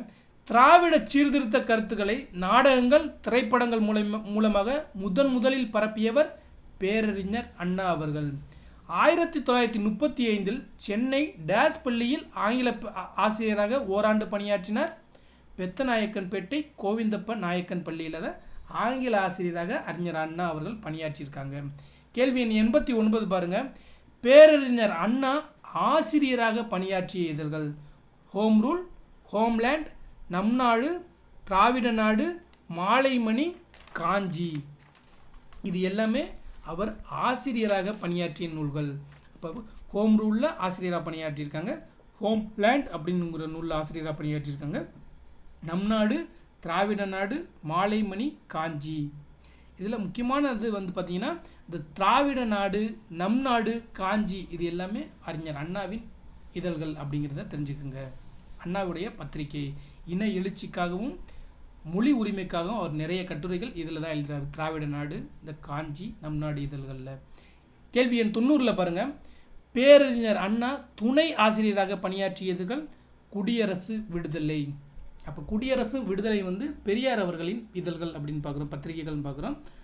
அந்த இதழ்களில் துணை ஆசிரியராக பணியாற்றியவர் தான் அறிஞர் அண்ணா அவர்கள். கேள்வி எண் 91 பாருங்கள்.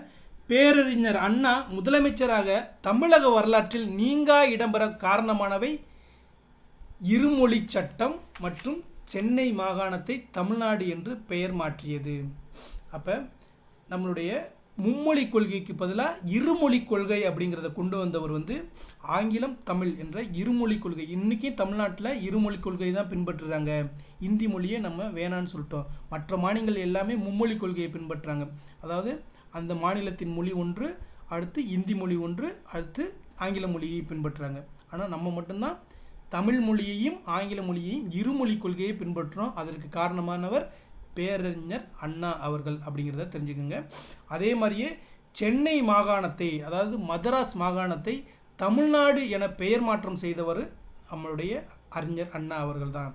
எப்போ பெயர் மாற்றியிருப்பார் அப்படின்னு பார்த்தீங்கன்னா 1969 ஜனவரி 14ஆம் நாள் இதற்கு பெயர் மாற்றியிருப்பார். அப்போ தான் மத்திய அரசு ஒப்புதல் வழங்கியிருக்கும். அப்போ எந்த நாள்? 1969 ஜனவரி 14ஆம் நாள். இதை தவிர அவருடைய முக்கியமான திட்டங்கள்லாம் பாருங்கள். சுயமரியாதை திருமண சட்டத்தை கொண்டு வந்தவர் யார்? அறிஞர் அண்ணா அவர்கள். எப்போ கொண்டு வந்தார்? 1968 ஜனவரி 20. அப்போ அறிஞர் அண்ணா அவர்கள் சுயமரியாதை திருமண சட்டத்தை கொண்டு வந்திருக்காங்க. அண்ணா அவர்களின் முக்கியமான திட்டங்கள் தான் நம்ம பார்த்துக்கிருக்கோம். சுயமரியாதை திருமண சட்டம் 1968 ஜனவரி 20. போக்குவரத்தை தேசியமயமாக மாற்றிருப்பாங்க. இதை தவிர தமிழ்நாடு மதராஸ் மாகாணத்திற்கு தமிழ்நாடு என பெயர் சூட்டியவர் அவர் தான். அதே மாதிரி பாருங்கள், இருமொழி கொள்கையை கொண்டு வந்தவர் அவர் தான். அதே மாதிரி பாருங்கள், 2ஆம் உலகத்தமிழ் மாநாடு சென்னையில் நடைபெறும் போது அவர் தான் முதலமைச்சராக இருந்திருப்பார். இதை தவிர அவர் இந்த வாய்மையே வெல்லும் அப்படின்னு நம்மளுடைய தமிழ்நாடு அரசு முத்திரையில் பார்த்தீங்கன்னா வாய்மையே வெல்லும் என்ற வாசகம் இடம்பெற்றிருக்கும். அதாவது இந்தியாவின் மோட்டோ பார்த்தீங்கன்னா சத்தியமேவ ஜெயதே அப்படின்னு சொல்லுவாங்க. அதனுடைய பொருள் தான் வாய்மையே வெல்லும். அதை அப்படியே தமிழ்படுத்தி வாய்மையே வெல்லும் அப்படின்னு நம்மளுடைய முத்திரையில், தமிழ்நாடு அரசு முத்திரையில் பார்த்தீங்கன்னா இருக்கும். அந்த சொற்கள் இடம்பெற காரணமானவர் நம்மளுடைய அறிஞர் அண்ணா அவர்கள். இதெல்லாம் நம்மளுக்கு யூனிட் 9 நம்மளுக்கு கேட்பாங்க. அவருடைய திட்டங்கள் கேட்பாங்க, இதை பற்றிலாம் கேட்பாங்க, அறிஞர் அண்ணாவை பற்றி. ஸோ அந்த அடிப்படையில் நம்ம பார்க்குறோம். இதில் முக்கியமான திட்டங்கள், பேரறிஞர் அண்ணா முதலமைச்சராக தமிழக வரலாற்றில் நீங்கா இடம்பெற காரணமானவை இதில் கொடுத்துருக்க, நம்ம புத்தகத்தில் கொடுத்துருக்க இருமொழி சட்டம் சென்னை, அதாவது மதராஸ் மாகாணத்தை தமிழ்நாடு என்று பெயர் மாற்றம் செய்தது அப்படின்னு பார்க்குறோம். அடுத்து பாருங்கள், புகழுக்குரிய நூலகம். கேள்வி எண் 92 பாருங்கள். ஆசியாவிலேயே மிக பழமையான நூலகம் என்ற புகழுக்குரியது தஞ்சை சரஸ்வதி மகால் நூலகம். ஆசியாவிலேயே மிக பழமையான நூலகம் தஞ்சை சரஸ்வதி மகால் நூலகம். இந்திய மொழிகள் அனைத்தில் உள்ள ஓலைச்சுவடிகள் இங்கு பாதுகாக்கப்படுகின்றன. கேள்விகள் நம்மளுக்கு இப்படியே கூட கேட்கலாம். இந்திய மொழிகள் அனைத்திலும் உள்ள ஓலைச்சுவடிகள் எங்கு பாதுகாக்கப்படுகின்றன? தஞ்சை சரஸ்வதி மகால் நூலகம். அது ஆசியாவிலேயே மிக பழமையான நூலகம் எது? தஞ்சை சரஸ்வதி மகால் நூலகம். நிறைய கேள்விகளில், நிறைய டிஎன்பிஎஸ்சி கொஸ்டினில் இது இடம்பெற்றிருக்கு. கேள்வி எண் 93 பாருங்கள். உலக அளவில் தமிழ் நூல்கள் அதிகம் உள்ள நூலகம் கன்னிமரா நூலகம், சென்னை எழும்பூர். அதாவது இப்போ தான் நம்மளுக்கு பார்த்திங்கன்னா அண்ணா நூற்றாண்டு நூலகம் கோட்டூர்புரத்தில் 2010க்கு அப்புறம் தான் மிகப்பெரிய நூலகமாக இருக்குது. அதற்கு முன்பு பார்த்திங்கன்னா தமிழ்நாட்டிலேயே மிகப்பெரிய நூலகமாக இந்த கன்னிமரா நூலகம் தான் இருந்தது. அது எங்கே இருக்குது? சென்னை எழும்பூரில் இருக்குது. அப்போ உலக அளவில் தமிழ் நூல்கள் அதிகமுள்ள நூலகம் கன்னிமரா நூலகம், சென்னை எழும்பூரில் இருக்குது. கேள்வி எண் 94 பாருங்கள். இந்தியாவில் தொடங்கப்பட்ட முதல் பொது நூலகம் எது என்ற பெருமைக்கு உரியது திருவனந்தபுரம் நடுவண் நூலகம். இந்தியாவில் தொடங்கப்பட்ட முதல் பொது நூலகம், இதில் கீவேர்டு முதல் பொது நூலகம் என்பது திருவனந்தபுரம் நடுவண் நூலகம். இந்தியாவில் மிகப்பெரிய தேசிய நூலகம் எங்குள்ளது? கொல்கத்தா. அப்போ இந்தியாவின் மிகப்பெரிய தேசிய நூலகம் கொல்கத்தாவில் உள்ளது. அது ஆவண காப்பக நூலகமாகவும் திகழ்வது எது? கொல்கத்தா நூலகம் இந்தியாவின் மிகப்பெரிய தேசிய நூலகம். உலகின் மிகப்பெரிய நூலகம் என்ற பெருமையை தாங்கி நிற்பது அமெரிக்காவில் உள்ள லைப்ரரி ஆஃப் காங்கிரஸ். கேள்வி எண் 97 பாருங்கள். வாழ்க்கையில் அடிப்படை தேவைகளுக்கு அடுத்த இடம் புத்தகச்சாலைக்கு தரப்பட வேண்டும் என்று கூறியவர் அறிஞர் அண்ணா அவர்கள். வாழ்க்கையில் அடிப்படை தேவைகளுக்கு அடுத்த இடம் புத்தகச்சாலைக்கு தரப்பட வேண்டும் என்று கூறியவர் அறிஞர் அண்ணா அவர்கள். 2010 அண்ணா நூற்றாண்டு நூலகம் சென்னையில் உள்ள கோட்டூர்புரத்தில் நிறுவியிருப்பாங்க. அதுக்கு முன்பு பார்த்தீங்கன்னா அந்த என்ட்ரன்ஸ்லேயே பார்த்தீங்கன்னா அண்ணாவின் சிலை இருக்கும். அந்த அண்ணாவின் சிலைக்கு கீழே உள்ள கல்வெட்டில் இந்த வாசகம் தான் இடம்பெற்றிருக்கும். வாழ்க்கையில் அடிப்படை தேவைகளுக்கு அடுத்த இடம் புத்தகச்சாலைக்கு தரப்பட வேண்டும் அப்படிங்கிற வாசகம் எழுதியிருக்கும் அண்ணா நூற்றாண்டு நூலகத்தில். அதை சொன்னவர் அறிஞர் அண்ணா அவர்கள் தான். கேள்வி எண் 98 பாருங்கள். உலகில் சாகா வரம் பெற்ற பொருள்கள் புத்தகங்களே என்று கூறியவர் கதே அவர்கள். உலகில் சாகா வரம் பெற்ற பொருள்கள் புத்தகங்களே என்று கூறியவர் கதே அவர்கள். யாருடைய பிறந்தநாள் தேசிய நூலக நாளாக கொண்டாடப்படுகிறது? சீர்காழி ரா அரங்கநாதன். அப்போ யாருடைய பிறந்தநாள் தேசிய நூலக நாளாக கொண்டாடப்படுகிறது? சீர்காழி ரா அரங்கநாதன். தேசிய நூலக தினம் எப்போது கொண்டாடப்படுகிறது? ஆகஸ்ட் 9. தேசிய நூலக தினம் எப்போது கொண்டாடப்படுகிறது? ஆகஸ்ட் 9. நம்மளுக்கு நூலகங்கள் பற்றியே நம்மளுடைய தமிழில் நூலகங்கள் என்ற தலைப்பின் கீழே நம்மளுக்கு கேள்விகள் நிறைய இடம்பெறும். ஏன்னா நம்மளுக்கு சிலபஸில் நூலகங்கிற தலைப்பில் நம்மளுக்கு சிலபஸ் இருக்குது. அதனால் கண்டிப்பாக ஒரு 2 கேள்விகள் இடம்பெறும். அந்த அடிப்படையில் இதில் உள்ள கேள்விகளை தெரிஞ்சுக்கிட்டாவே கண்டிப்பாக இதுவே போதுமானது தான். நம்ம இந்த வீடியோவில் உள்ள கொஸ்டினை தெரிஞ்சுக்கிட்டாவே கண்டிப்பாக அந்த 2 கொஸ்டினையும் நம்ம ஈஸியாக அட்டன் பண்ணலாம், விடையளிக்க முடியும். அடுத்து பாருங்கள், இடைச்சொல் உரிச்சொல் என்ற பாடப்பகுதியின் கீழே நம்ம வினாக்கள் பார்க்க போகிறோம். இது வரைக்கும் நம்ம 9ஆம் வகுப்பு இயல் 5க்கான ஒரு வரி வினா விடைகள் பார்க்குறோம். இது முக்கியமாக பார்த்தீங்கன்னா வீட்டிலேருந்தே படிக்கிறவங்க, வேறு டெஸ்ட் பேஜ் போடுறவங்க, அதாவது வீட்டிலேருந்து படிச்சுட்டு வேறு எங்கேயாவது ஒரு அகாடமியில் டெஸ்ட் பேஜ் போடுறவங்களுக்குலாம் இது மிக மிக பயனுள்ளதாக இருக்கும். ஏன்னா நம்ம அந்த அடிப்படையில் தான் நம்ம தொகுத்து வழங்குகிறோம். நீங்கள் இதில் உள்ள 3 ஏழை படிச்சுட்டு ஒரு டேர்மில் போய் ஒரு டெஸ்ட் எழுதுறீங்கன்னா கண்டிப்பாக இதில் உள்ள கொஸ்டினே நீங்கள் நல்லா ரிவிஷன் பண்ணிட்டு போய் எழுதுங்க. கண்டிப்பாக நீங்கள் 100க்கு 95 மதிப்பெண்களுக்கு மேலே பெற முடியும். இதை தவிர அவங்க வெளியிலேருந்து கொஸ்டின் கேட்க முடியாது இந்த புதிய புத்தகத்தில் இருந்து. அதே மாதிரி நம்ம ப்ரீவியஸ் இயர் கொஸ்டினே இதில் தொகுத்து வழங்குகிறோம். ஸோ இந்த அடிப்படையில் நீங்கள் படித்தீங்கன்னா கண்டிப்பாக நீங்கள் 95 மதிப்பெண்களுக்கு மேலே பெறலாம். இது போன்ற வீடியோக்களுக்கான நீங்கள் அன்னை தமிழ் சேனலை சப்ஸ்கிரைப் பண்ணுங்கள். உங்களுடைய நண்பர்களுக்கு இதை ஷேர் பண்ணுங்கள். அதே மாதிரி உங்களுடைய நண்பர்களுக்கு கண்டிப்பாக இதை ஷேர் பண்ணுங்கள். அவங்களுக்கும் வீட்டிலேருந்தே படிக்கிறவங்களுக்கு இது ரொம்ப உதவியாக இருக்கும். அடுத்து பாருங்கள், இடைச்சொல் உரிச்சொல் என்ற பாடப்பகுதியில் நம்ம வினாக்கள் பார்க்க போகிறோம். கேள்வி 101 பாருங்கள். இடைச்சொற்கள் பெயரையும் வினையையும் சார்ந்து இயங்கும் இயல்பை உடையன, தாமாக தனித்து இயங்கும் இயல்பை உடையன அல்ல என்றவர் தொல்காப்பியர். ஒன்றும் கிடையாது. இடைச்சொற்கள் பெயரையும் வினையையும் சார்ந்து தான் இயங்கும், தாமாக தனித்து இயங்காது. அதனால தான் அது இடைச்சொற்கள் என்று கூறியவர் யார்? தொல்காப்பியர். கேள்வி 102 பாருங்கள். ஓகார இடைச்சொல் 8 பொருளில் வரும் என்று கூறும் நூல் நன்னூல். ஓகார இடைச்சொல் எத்தனை பொருள்களில் வரும்? 8 பொருள்களில் வரும் என்று கூறும் நூல் நன்னூல். அதில் ஒரு எடுத்துக்காட்டு பாருங்கள். இன்றைக்கு மழை பெய்யுமோ, அதான் ஓகார சொல். இன்றைக்கு மழை பெய்யுமோ என்பது ஐயத்தின் ஒரு 8 பொருளில் ஒன்று ஐயம்ங்கிற பொருள். கேள்வி 103 பாருங்கள். உரிச்சொற்கள் செய்யுளுக்கே உரியன என்று கூறியவர் நன்னூலார். உரிச்சொற்கள் செய்யுளுக்கே உரியன என்று கூறியவர் நன்னூலார். கேள்வி 104. அன்று என்பது டேஸுக்கும் அல்ல என்பது டேஸுக்கும் உரியன. அன்று என்பது ஒருமைக்கும் அல்ல என்பது பன்மைக்கும் உரியன. அப்போ இதில் எடுத்துக்காட்டு பாருங்கள். இப்படி தான் நம்மளுக்கு கேள்விகள் வரும். இது பழம் அன்று அப்படிங்கிறது தான் நம்ம ஒரு பழத்துக்கு குறிக்கும்போது இது அப்படிங்கிற சொல்ல பயன்படுத்தணும்.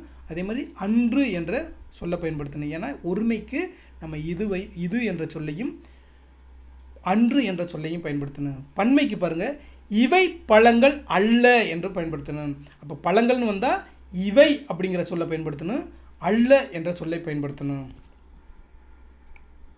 அடுத்து பாருங்கள், கேள்வி 105. எத்தனை என்பது டேஸை குறிக்கும்? எண்ணிக்கையை குறிக்கும். எத்தனை என்பது எண்ணிக்கையை குறிக்கும். எடுத்துக்காட்டு பாருங்கள். எத்தனை நூல்கள் வேண்டும் அப்படிங்கிறது தான் சரியானது. அடுத்து பாருங்கள். எத்துணை என்பது எவற்றை குறிக்கும்? அளவையும் காலத்தையும் குறிக்கும். எத்துணை என்பது எவற்றை குறிக்கும்? அளவையும் காலத்தையும் குறிக்கும். எத்துணை பாருங்கள் எடுத்துக்காட்டு. எத்துணை பெரிய மரம் எத்துணை ஆண்டு பழமையானது. அப்போ எத்துணை பெரிய மரங்கிறது அளவை குறிக்குது. எத்துணை ஆண்டு பழமையானதுங்கிறது காலத்தை குறிக்குது. அப்போ இங்கே எத்துணை என்று தான் வர வேண்டும். கேள்வி 107 பாருங்கள். உரிச்சொல் என்னும் எந்தெந்த பொருள்களுக்கு உரியதாய் வரும்? உரிச்சொல் என்னும் சொல் எந்தெந்த பொருள்களுக்கு உரியதாய் வரும்? இசை குறிப்பு பண்பு. கேள்வி 108 பாருங்கள். ஒரு சொல் பல பொருளுக்கு உரியது அடிப்படையில் பொறுத்துக அப்படின்னு பார்க்குறோம். இதில் பாருங்கள், கடிமலர், இந்த கடிங்கிற சொல் எத்தனை பொருள்களுக்கு வருது பாருங்கள். கடிமலர் என்பது மனமிக்க மலரை குறிக்கிறது. கடி நகர் என்பது காவல் மிக்க நகரை குறிக்கிறது. கடி விடுதும் என்பது விரைவாக விடுவோம் என்று குறிக்கிறது. கடி நுனி என்பது கூர்மையான நுனி என்று குறிக்கிறது. அப்போ இந்த கடிங்கிறதே கடி மலரில் வரும்போது மனம் என்று குறிக்கிறது. கடி நகரில் வரும்போது காவல் என்று பொருள் கொள்ளப்படுகிறது. கடி விடுதும் என்ற பொருளில் வரும்போது என்ற சொல்லில் வரும்போது கடி என்ற சொல் விரைவாக என்று பொருள் கொள்ளப்படுகிறது. கடி நுனி என்பதில் கடி என்ற சொல் கூர்மை என்ற பொருளில் வருகிறது. அப்போ இது அந்த இதில் தான் பார்க்குறோம். அப்போ ஒரு முறை நீங்கள் பாஸ் பண்ணிட்டு கூட ஒரு முறை படிச்சுக்கோங்க. அடுத்து பாருங்கள், கேள்வி 109. உரு, தவ, நனி என்ற 3 உரிச்சொற்களும் டேஸ் என்னும் பொருளில் வருகின்றன, மிகுதி என்ற பொருளில் வருகின்றன. அப்போ பாருங்கள், உரு பசி, தவ சிறிது, நனி நன்று அப்படிங்கிறது எல்லாமே மிகுதி என்ற பொருளில் வருகிறது. அப்போ பாருங்கள், உரு பசினா மிகுதியான பசி, அதே மாதிரிமே தவச்சிறிதுனா ரொம்ப ரொம்ப, அதாவது மிகுதியாக ரொம்ப சிறிது அப்படிங்கிறது தான் தவச்சிறிது அப்படின்னு கொடுக்குறோம். அதே பாருங்கள், நனி நன்றுனா ரொம்ப நன்றது, மிகுதியான நன்று அப்படிங்கிறது தான் நனி நன்று அப்படிங்கிறத குறிப்பிடுகிறோம். அப்போ மிகுதி என்ற சொல் வருங்க, உரு என்றாலும் மிகுதி, தவ என்றாலும் மிகுதி, நனி என்றாலும் மிகுதி எது சொல் தான் குறிக்குது. பொருத்தமான விடையை தேர்ந்தெடுத்து அடுத்த கேள்வி. சிறுபஞ்ச மூலம் என்பது அற இலக்கியம், குடும்ப விளக்கு என்பது தற்கால இலக்கியம், சீவக சிந்தாமணி என்பது காப்பிய இலக்கியம், குறுந்தொகை என்பது சங்க இலக்கியம். உங்களுக்கு பொறுத்துகளில் கேட்பாங்க. அடுத்து பாருங்கள், கேள்வி 112. கீழ் காண்பவனவற்றுள் உணர்ச்சி தொடர் எது? நம்மளுக்கு ஸ்டேட்மெண்ட் 4 ஸ்டேட்மெண்ட் கொடுத்துருக்காங்க, எது உணர்ச்சி தொடர்னு. சிறுபஞ்ச மூலத்தில் உள்ள பாடல்கள் பெரும்பாலும் மகடுவு முன்னிலையில் அமைந்துள்ளன. இது உணர்ச்சி தொடரா? கிடையாது. இந்திய நூலகவியலின் தந்தை என அறியப்படுபவர் யார் அப்படின்னு கேட்டிருக்காங்க. இது உணர்ச்சி தொடர் கிடையாது, இது வினா தொடர் அப்படின்னு வச்சுக்கலாம். அடுத்து பாருங்கள், கேள்வி ஸ்டேட்மெண்ட்டு இ பாருங்கள். என்னென்ன நீங்கள் சொல்வதை நம்பவே முடியலை அப்படிங்கிறது ஒரு உணர்ச்சியோடு கேட்குறதா இருக்குது. அதில் உணர்ச்சி தொடரில் நம்மளுக்கு என்னென்ன நீங்கள் சொல்வதை நம்பவே முடியலை, இதுதான் உணர்ச்சி தொடர், இதுதான் சரியான விடை. அடுத்து பாருங்கள், வாழ்க்கையில் அடிப்படை தேவைகளுக்கு அடுத்த இடத்தை புத்தகச்சாலைக்கு தாருங்கள் அப்படிங்கிறத கொடுத்துருக்காங்க, அதுவும் உணர்ச்சி தொடர் கிடையாது. அப்போ இதுக்கு சரியான விடை உணர்ச்சி தொடர் எது? என்னென்ன நீங்கள் சொல்வதையே நம்பவே முடியலை அப்படிங்கிறது தான் சரியான விடை. கேள்வி 113 பாருங்கள், சரியான கூற்றினை தெரிவு செய்க. கூற்று 1 பாருங்கள், ஆ என்பது எதிர்மறை இடைநிலை. சரியா? சரிதான். அடுத்து பாருங்கள், வீட்டிற்கோர் புத்தகச்சாலை என்பது அண்ணாவின் மேடை பேச்சு அப்படின்னு கொடுத்துருக்காங்க. அது மேடை பேச்சு கிடையாது, நான் ஆரம்பத்திலே சொன்னேன், அது வானொலி பேச்சு. அப்போ இது ஸ்டேட்மெண்ட் தவறு. அப்போ வீட்டிற்கு ஒரு புத்தகச்சாலை என்பது அண்ணாவின் மேடை பேச்சுன்னு அப்படி புத்தகத்தில் கொடுத்துருக்காங்க, அது மேடை பேச்சு கிடையாது, அதனால் அது தவறு. அப்போ சரியானது என்ன பார்த்தீங்கன்னா வானொலி பேச்சுங்கிறது தான் சரியானது. அப்போ ஸ்டேட்மெண்ட் 2 தவறு. அடுத்து பாருங்கள், வில்லுப்பாட்டு ஓர் இலக்கிய வடிவம். ஆமாம், வில்லுப்பாட்டு ஓர் இலக்கிய வடிவம் தான். அப்போ இதில் ஆ இ சரி, ஆவண்ணா மட்டும் தவறு. அப்போ விடை பாருங்கள், ஆ இ சரி, ஆவண்ணா தவறு. அடுத்து பாருங்கள், கேள்வி 114. பூவாது காய்க்கும் மலர்க்கை அடிக்கோடிட்ட சொற்களுக்கு இலக்கணம் யாது? பூவாது காய்க்கும் என்பது எதிர்மறை வினையெச்சம், மலர்க்கை என்பது ஓமை தொகை, மலர் போன்ற கை அப்படின்னு சொல்கிறோம் இல்லையா, அதனால் இது ஓமை தொகை. பூவாது காய்க்கும் என்பது எதிர்மறை வினையெச்சம், மலர்க்கை என்பது ஓமை தொகை. சாரதா சட்டம் எதற்காக கொண்டு வரப்பட்டது? குழந்தை திருமணத்தை தடுக்க. சாரதா சட்டம் குழந்தை திருமணத்தை தடுக்க கொண்டு வரப்பட்டது. பாப்பா பாட்டு என்னும் நூலின் ஆசிரியர் பாரதியார். கருப்பு மலர்கள் என்னும் நூலின் ஆசிரியர் நா. காமராசன். கருப்பு மலர்கள் என்னும் நூலின் ஆசிரியர் நா. காமராசன். திரைப்படமாக வெளிவந்த கோமல் சுவாமிநாதனின் நாடக நூல் தண்ணீர் தண்ணீர். அப்போ தண்ணீர் தண்ணீர் என்பது ஒரு நாடக நூல், அதன் ஆசிரியர் கோமல் சுவாமிநாதன். நோபல் பரிசு பெற்ற எர்னஸ்ட் ஹெமிங்வேவின் குறுநாவல் கிழவனும் கடலும். இது நம்ம 6ஆம் வகுப்பிலே இந்த நூலை பற்றி படிச்சிருக்கோம். அப்போ நோபல் பரிசு பெற்ற எர்னஸ்ட் ஹெமிங்வேயின் குறுநாவல் கிழவனும் கடலும். கேள்வி 120 பாருங்கள், சாகித்ய அகாடமி விருது பெற்ற சிற்பியின் கவிதை நூல் எது? ஒரு கிராமத்து நதி. அப்போ கிராமத்து நதி என்ற நூலின் ஆசிரியர் சிற்பி.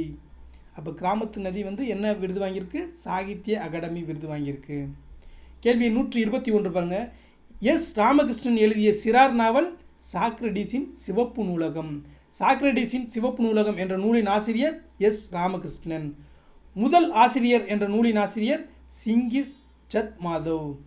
முதல் ஆசிரியர் என்ற நூலின் ஆசிரியர் சிங்கிஸ் ஜத் மாதவ்.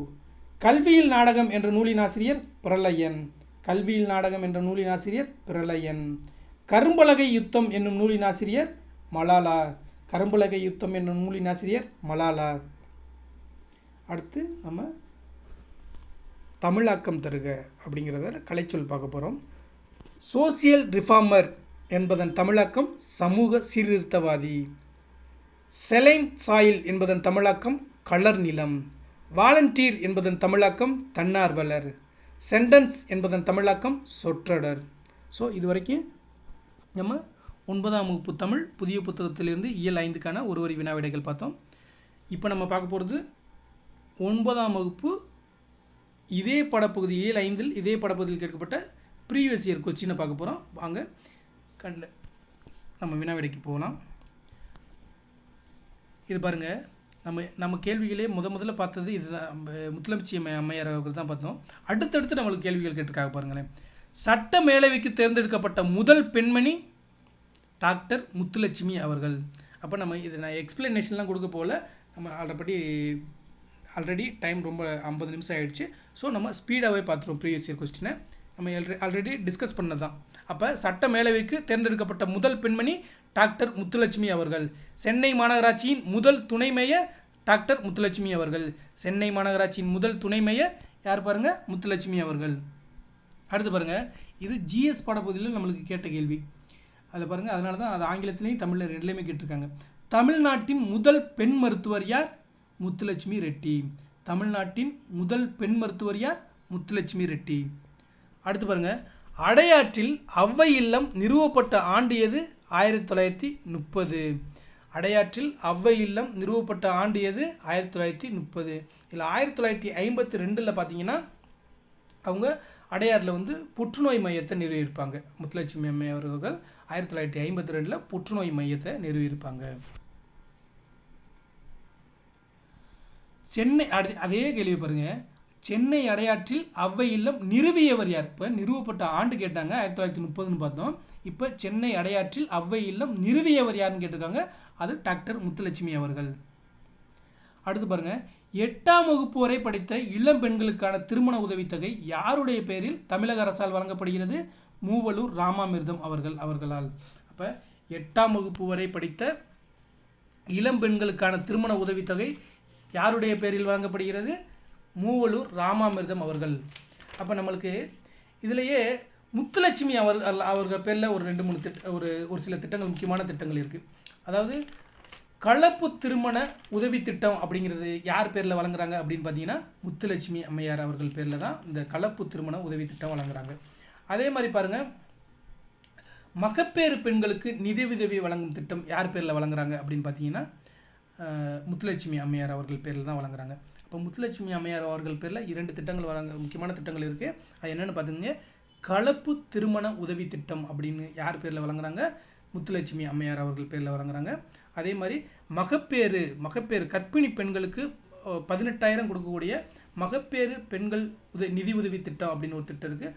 அது முத்துலட்சுமி அம்மையார் அவர்கள் பேரில் தான் வழங்குறாங்க. இங்கே பாருங்கள், 8ஆம் வகுப்பு வரை படித்த இளம்பெண்களுக்கான திருமண உதவி திட்டம் யார் பேரில் வழங்குறாங்க? மூவலூர் ராமாமிர்தம் அவர்கள் பேரில் வழங்குறாங்க. இது புத்தகத்தில் உள்ளது. ஆனால் இப்போ இந்த திட்டம் கிடையாது. இதைத்தான் மூவலூர் ராமாமிர்தம் உயர்கல்வி திட்டம் அப்படின்னு மாற்றினாங்க. அதுக்கப்புறம் அது புதுமை பெண் திட்டம் அப்படின்லாம் மாற்றிட்டாங்க. அடுத்த கேள்வி 49 பாருங்கள், கல்வி இல்லாத பெண்கள் கலர் நிலம் என்றவர் பாரதிதாசன் அவர்கள். கல்வி இல்லாத பெண்கள் கலர் நிலம் என்றவர் பாரதிதாசன் அவர்கள். இந்த குடும்ப விளக்கு அந்த நூலில் பார்த்துருப்போம். பெண் எனில் பேதை என்ற எண்ணம் இந்த நாட்டில் இருக்கும் வரைக்கும் உருப்படல் என்பது சரிபடாது என பாடியவர் பாரதிதாசன் அவர்கள். பெண் எனில் பேதை என்ற எண்ணம் இந்த நாட்டில் இருக்கும் வரைக்கும் உருப்படல் என்பது சரிபடாது என்று பாடியவர் பாரதிதாசன் அவர்கள். இணையில்லை முப்பாலுக்கு இன்னெழுத்தே என பாடியவர் பாரதிதாசன் அவர்கள். இது இந்த பாடப்பகுதியில் இடம்பெறல. பட் பாரதிதாசனை பற்றி நம்மளுக்கு இது அடிக்கடி நம்மளுக்கு கேட்கக்கூடிய முக்கியமான கேள்வி. அதனால தான் இதை நான் வச்சுருக்கேன். இணையில்லை முப்பாலுக்கு இன்னெழுத்தே என பாடியவர் யாருன்னு கேட்பாங்க, பாரதிதாசன் அவர்கள். அடுத்து பாருங்க, சட்டம் ஒரு இருட்டறை, அதில் வழக்கறிஞரின் வாதம் ஒரு விளக்கு என்று கூறியவர் அறிஞர் அண்ணா அவர்கள். சட்டம் ஒரு இருட்டறை, அதில் வழக்கறிஞரின் வாதம் ஒரு விளக்கு என்று கூறியவர் அறிஞர் அண்ணா அவர்கள். அடுத்து பாருங்க, சொற்களை ஒழுங்குபடுத்தி சரியான சொற்றொடரை தேர்ந்தெடுக்க. கலர் நிலம் இல்லாத கல்வி பெண்கள் அப்படின்னு கொடுத்துருக்காங்க. அப்போ சரியான சொல் பாருங்க, நம்ம இப்போ தான் பார்த்தோம். கல்வி இல்லாத பெண்கள் கலர் நிலம் அப்படின்னு நம்ம பாரதிதாசன் அவர்கள் குறிப்பிட்டதை பார்த்தோம். அப்போ இதுக்கு சரியான சொற்றொடர் எது? கல்வி இல்லாத பெண்கள் களர் நிலம் போன்றவர்கள் அப்படின்னு நம்மளுடைய பாரதிதாசன் அவர்கள் குறிப்பிடுகிறார். அடுத்து பாருங்கள், தேவதாசி ஒழிப்பு சட்டம் நிறைவேற துணை நின்றவர் மூவலூர் ராமாமிர்தம் அவர்கள். தேவதாசி ஒழிப்பு சட்டம் நிறைவேற துணை நின்றவர் மூவலூர் ராமாமிர்தம் அவர்கள். இதில் முக்கியமாக நீங்கள் ஒரு சில இந்த திட்டத்தை பற்றி தெரிஞ்சுக்கணும். அதாவது தேவதாசி ஒழிப்பு முறை அப்படிங்கிறது தேவர் அடியாள் அப்படின்னு கொடுப்பாங்க, இல்லாட்டி கடவுளின் சேகர் அப்படின்னு சொல்லிட்டு ஒரு பெண் குழந்தையை கோவிலுக்கு நேர்த்தி கடனாக வழங்குகிற ஒரு முக்கியமான ஒரு இது முறை தான் அந்த தேவதாசி முறை அப்படின்னு பார்க்குறோம். இந்த முறை நீங்கணும் அப்படின்னு இந்த மூவலூர் ராமாமிர்தம் அவர்கள் மிகப்பெரிய அளவுக்கு போராட்டம் பண்ணியிருப்பாங்க அப்படின்னு பார்க்குறோம். இதை தவிர இந்த தேவதாசி ஒழிப்பு மசோதா இதை சட்டமன்றத்தில் சட்டமாக நிறைவேற காரணமாக இருந்தவர் யாருன்னு பார்த்தீங்கன்னா நம்முடைய முத்துலட்சுமி அம்மையார் அவர்கள் தான். அவங்க தான் அந்த மசோதாவை தாக்கல் பண்ணியிருப்பாங்க. அப்போ தேவதாசி ஒழிப்பு மசோதாவை கொண்டு வந்தவர் யாருன்னு கேட்பாங்க, அது முத்துலட்சுமி அம்மையார் அவர்கள். எந்த ஆண்டு கொண்டு வந்தார்னு கேட்பாங்க, 1930ஆம் வருடம்.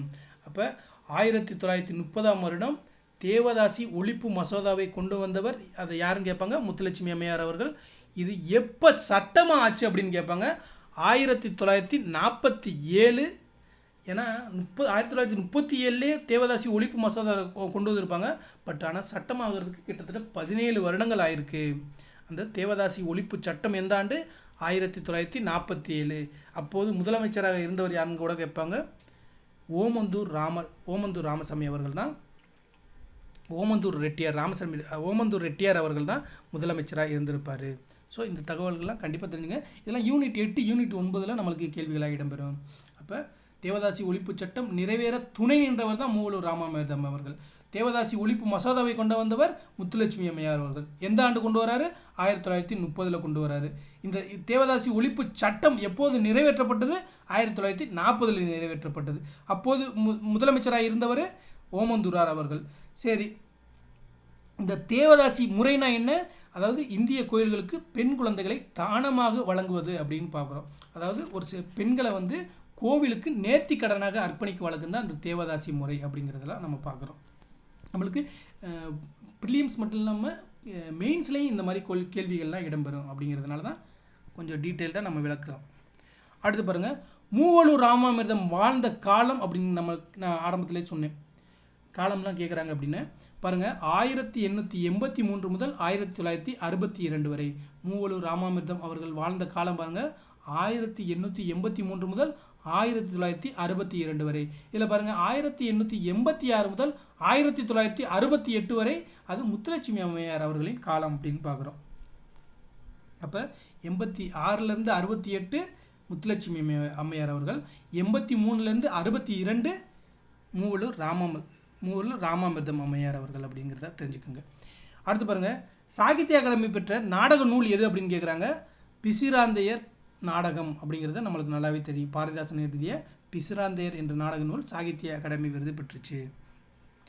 அடுத்து பாருங்கள், சிறுபஞ்சமூலம் என்பதில் பஞ்சமூலம் என்பது எதனை குறிக்கிறது?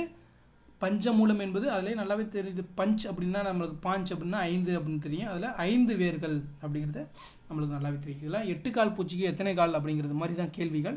ஸோ பஞ்சமூலம் என்பது எதனை குறிக்கிறது? 5 வேர்களை குறிக்கிறது. அடுத்து பாருங்கள், பாரதிதாசன் குடும்ப விளக்கு என்னும் நூலில் எப்பகுதியில் விருந்தோம்பல் என்னும் தலைப்பில் கவிதை படைத்துள்ளார்? ஆரம்பத்திலே இந்த கேள்விகள் படிக்கும்போதே சொன்னேன், இதெல்லாம் கேள்விகளாக கேட்குறாங்கன்னு பாருங்கள். 2ஆம் பகுதியில். அப்போ பாரதிதாசன் குடும்ப விளக்கு என்னும் நூலில் எப்பகுதியில் விருந்தோம்பல் என்னும் தலைப்பில் கவிதை படைத்துள்ளார்? 2ஆம் பகுதி.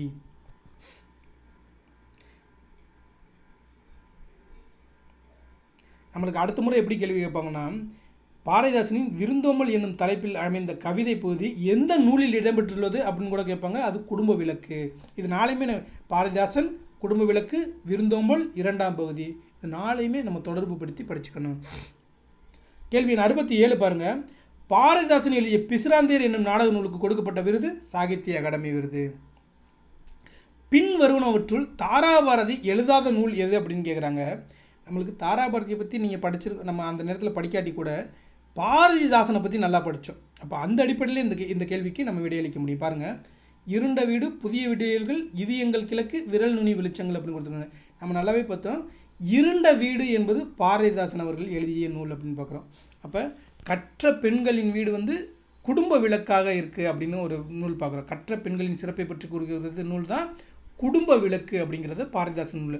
அதே மாதிரி அந்த இருண்ட வீடு நூல் பார்த்தீங்கன்னா கல்லாத பெண்களுடைய ஒரு துன்பத்தை கூறுகிற ஒரு நூல் தான் இருண்ட வீடு என்ற நூல். இதுவும் பாரதிதாசன் எழுதியது. அப்போ தாராபாரதி எழுதாத நூல்னு கேட்கும்போது இருண்ட வீடு என்பது பாரதிதாசன் எழுதிய நூல் அப்படிங்கிறப்ப நம்ம விடையை எளிமையாக அளிக்க முடியும். அடுத்து பாருங்கள், தவறான தொடரை தேர்ந்தெடுக்க அப்படிங்கிறத பார்க்குறோம். ஆசியாவிலேயே மிக பழமையான நூலகம் தஞ்சை சரஸ்வதி மகால் நூலகம். சரியா? இது சரி. நம்மளுக்கு தவறானதான் கேட்டிருக்கேங்க. அடுத்து பாருங்கள், இந்தியாவின் முதல் பொது நூலகம் மும்பை நடுவண் நூலகம் அப்படின்னு கொடுத்துருக்காங்க. மும்பை நடுவண் நூலகம் கிடையாது. இதுதான் தவறான ஸ்டேட்மெண்ட். பாருங்கள், இந்தியாவின் முதல் பொது நூலகம் திருவனந்தபுரம் நடுவண் நூலகம் அப்படிங்கிறது தான் பார்த்தோம். அப்போ இது ரெண்டாவது ஸ்டேட்மெண்ட் தவறு. ஏன்னா நம்ம மும்பையை பற்றி நூலகத்தை பற்றி படிக்கும்போது மும்பைங்கிற ஒரு ஊரை நம்ம படிக்கவே இல்லை. அப்போ அந்த அடிப்படையில் இதை எளிமையாக ஈஸியாக எலிமினேட் பண்ணிடலாம். அப்போ பாருங்கள், அடுத்த ஸ்டேட்மெண்ட்டை பாருங்கள். உலகளவில் தமிழ் நூல்கள் அதிகம் உள்ள நூலகம் கன்னிமரா நூலகம். நம்ம பார்த்தது தான். கொல்கத்தாவின் தேசிய நூலகமே இந்தியாவின் பெரிய நூலகம் அப்படின்னு பார்த்தோம். ஸோ இதில் தவறானது எது? இந்தியாவின் பொது நூலகம் மும்பை நடுவண் நூலகங்கிறது தவறு. அப்போ மும்பை நடுவண் நூலகம் கிடையாது, அது திருவனந்தபுரம் நடுவண் நூலகம். இங்கே பாருங்கள், அடுத்த கேள்வி பாருங்கள். ஆசியாவிலேயே மிக பழமையான நூலகம் என்ற புகழுக்குரியது தஞ்சை சரஸ்வதி மகால் நூலகம். ஏன்னா இதனுடைய ஆண்டு பார்த்திங்கன்னா 1122 அப்படின்னு ஒரு 1122 கல்வெட்டு செய்தி. அதாவது இந்த தஞ்சை சரஸ்வதி மகால் நூலகம் எப்போது நிறுவப்பட்டது? 1122 1122 அப்படிங்கிறது. அந்தளவுக்கு பழமையான நூலகம் தான் அந்த தஞ்சை சரஸ்வதி மகால் நூலகம். அடுத்து பாருங்கள், ஆசியாவிலேயே மிக பழமையான நூலகம் என்ற புகழுக்குரிய நூலகத்தை குறிப்பிடு அப்படின்னு கேட்டிருக்காங்க. தஞ்சை சரஸ்வதி மகால் நூலகம். பாருங்களேன், அடுத்தடுத்து எத்தனை கேள்விகள். இதெல்லாம் கடந்த 2 ஆண்டுகளில் மட்டும் கேட்கப்பட்ட கேள்வி. பாருங்கள், இதில் கேள்வி 41 இதை கேட்டிருக்காங்க. ஆசியாவிலேயே மிக பழமையான நூலகம் தஞ்சை சரஸ்வதி மகால் நூலகம்னு. அடுத்து பாருங்கள், கேள்வி 85 ஆசியாவிலேயே மிக பழமையான நூலகம் என்ற புகழுக்குரிய நூலகத்தை குறிப்பிடு தஞ்சை சரஸ்வதி மகால் நூலகம் அப்படின்னு பார்க்குறோம். அடுத்து பாருங்கள், தேசிய நூலக நாளை தேர்வு செய்க. ஆகஸ்ட் 9ஆம் நாள். அப்போ தேசிய நூலக நாள் எப்போ? ஆகஸ்ட் 9ஆம் நாள். இதில் பாருங்கள், ஆகஸ்ட் 19, டிசம்பர் 15, ஆகஸ்ட் 1ஆம் நூல் கொடுத்துருக்காங்க. அதெல்லாம் கிடையாது. ஆகஸ்ட் 9ஆம் நாள் தான் தேசிய நூலக நாள். யாருடைய பிறந்தநாள்? ரா அரங்கநாதன் அவர்களின் பிறந்தநாள் தான் நம்ம தேசிய நூலக நாளாக அனுசரிக்கிறோம். அடுத்து பாருங்கள், வாழ்க்கையில் அடிப்படை தேவைகளுக்கு அடுத்த இடம் புத்தகச்சாலைக்கு தரப்பட வேண்டும் என்று வலியுறுத்தியவர் அறிஞர் அண்ணா அவர்கள். அண்ணா நூற்றாண்டு நூலகத்தில் அண்ணாவின் சிலைக்கு கீழே உள்ள கல்வெட்டிலே இந்த நூலகம் வந்து இந்த வரிகள் பதிப்பித்திருப்பாங்க அப்படின்னு சொன்னேன். அப்போ அதை கூறியவர் அறிஞர் அண்ணா அவர்கள்னு பார்த்தோம். ஸோ இது எளிமையாக நீங்கள் விடையளிக்க முடியும். அடுத்து பாருங்கள், இந்தியாவில் தொடங்கப்பட்ட முதல் பொது நூலகம் எது? திருவனந்தபுரம் நடுவண் நூலகம். இப்போ தான் நம்ம பார்த்தோம். இந்தியாவில் தொடங்கப்பட்ட முதல் பொது நூலகம் அப்படின்னு வந்தாவே அது திருவனந்தபுரம் நடுவண் நூலகம். அப்போ பாருங்கள், 10 வயதிற்குள்ளாவே சொற்பொழிவு நிகழ்த்தவும் பாடவும் ஆற்றல் பெற்றவர் வள்ளலார். அப்போ 10 வயதிற்குள்ளாவே சொற்பொழிவு நிகழ்த்தவும் பாடவும் ஆற்றல் பெற்றவர் வள்ளலார். 10 வயது அப்படின்னு பார்த்தோம் வள்ளலார். 11 வயதில் பாரதி என்னும் பட்டம் பெற்றவரை நம்ம பாரதியார் அப்படின்னு பார்க்குறோம். இதுக்கு வந்து சரியான விடை 10 வயதிற்குள்ளே சொற்பொழிவு நிகழ்த்தியவர் வள்ளலார் அவர்கள். அடுத்து பாருங்கள், நூலக விதிகளை உருவாக்கியவரை குறிப்பிடு. முனைவர் ரா அரங்கநாதன். அப்போ நூலகம்னு வந்தாவே முனைவர் ரா அரங்கநாதன் அப்படிங்கிறவர் தான் ஞாபகம் ஒன்று. நூலகத்துக்காக நிறைய பங்களிப்புகள் செய்திருப்பார். இதெல்லாம் குரூப் 1 இதுக்கு முன்பு குரூப் 1 மெயின்ஸ்லேயே வந்து முனைவர் ரா அரங்கநாதன் ஏன் நூலகவியலின் தந்தை என்ற அழைக்கப்படுகிறார் விவரி அப்படின்னு கொடுத்துட்டாங்க, ஒரு மெயின்ஸ் கொஸ்டினே. ஸோ அந்தளவுக்கு வந்து அவர் வந்து முக்கியமானவர். நூலகங்களுக்கு மிகப்பெரிய பங்காற்றியவர் தான் இந்த முனைவர் ரா அரங்கநாதன். அதனால தான் அவரை வந்து நூலகவியலின் தந்தைன்னு நம்ம அழைக்கிறோம். அடுத்து பாருங்கள், இந்திய நூலகவியலின் தந்தை என போற்றப்படுபவர் முனைவர் ரா அரங்கநாதன் அவர்கள். இது இப்போ தான் பார்த்தோம். அடுத்து பாருங்கள், கன்னிமரா நூலகம் அமைந்துள்ள இடம் சென்னை எழும்பூர். கன்னிமரா நூலகம் இணைந்துள்ள இடம் சென்னை எழும்பூர். அப்போ அண்ணா நூற்றாண்டு நூலகம் சென்னை கோட்டூர்புரம் அப்படிங்கிறதெல்லாம் தெரிஞ்சுக்கோங்க. அடுத்து பாருங்கள், பயனில்லாத கலர் நிலத்துக்கு ஒப்பானவர்கள் கல்லாதவர்கள். ஸோ இதுவரைக்கும் நம்ம 9ஆம் வகுப்பு இயல் 5க்கான ஒரு வரி வினாவிடை அதே பகுதியில் முந்தைய ஆண்டுகள் கேட்கப்பட்ட கேள்விகள் இதை எல்லாத்தையுமே பார்த்தாச்சு. ஸோ இந்த அடிப்படையில் நீங்கள் பார்த்தீங்கன்னாவே நம்ம ஒவ்வொரு வீடியோக்குள்ளேயுமே அன்னை தமிழ் சேனலில் ஒவ்வொரு இயலுக்கும் இதே அடிப்படையிலே நம்ம வீடியோக்களை தொகுத்து வழங்குகிறோம். இந்த அடிப்படையில் நீங்கள் ஒவ்வொரு இயலையும் திரும்ப திரும்ப படிச்சிங்கனாவே தமிழில் 95 மதிப்பெண்கள் மிக எளிதாக பெறலாம். ஸோ நீங்கள் ஃபஸ்ட்டு முறை பார்க்கும்போது அது நார்மல் ஸ்பீடில் வைங்க. 2வது முறை 3வது முறை இந்த மாதிரிலாம் நீங்கள் பார்க்குறீங்க, ரிவிஷன் பண்ணுறீங்க அப்படின்னா கண்டிப்பாக நீங்கள் வந்து இதனுடைய ப்ளேபேக் ஸ்பீடை வந்து 1.5ல் வச்சுக்கோங்க. நீங்கள் வந்து அதாவது படிக்கிற நேரம் மட்டும் இல்லாமல் எங்கேயாவது ட்ராவல் பண்ணிக்கிற நேரம், போக்குவரத்தில் ஏதாவது ஒரு பஸ்ஸில் ட்ராவல் பண்ணும்போது, வீட்டில் வந்து பெண்கள்லாம் வந்து வீட்டு வேலை செஞ்சுக்கிருக்கும் போது கூட இந்த வீடியோக்களை ப்ளே பண்ணிட்டு நீங்கள் காதில் கேட்டுக்கிட்டே இருக்கலாம். ஸோ அந்த அடிப்படையில் நீங்கள் கேட்டாவே கண்டிப்பாக தமிழில் 95 மதிப்பெண்கள் பெறலாம். இது போன்ற வீடியோக்களை தொடர்ச்சியாக காண அன்னை தமிழ் சேனலில் சப்ஸ்கிரைப் பண்ணுங்கள். இது போன்ற வீடியோக்கள் நிறைய பேருக்கு போய் சேரணும்னா நீங்கள் ஷேர் பண்ணுங்கள், லைக் பண்ணுங்கள், கமெண்ட் பண்ணுங்கள். ஸோ அடுத்த வீடியோவில் சந்திப்போம். நன்றி, வணக்கம்.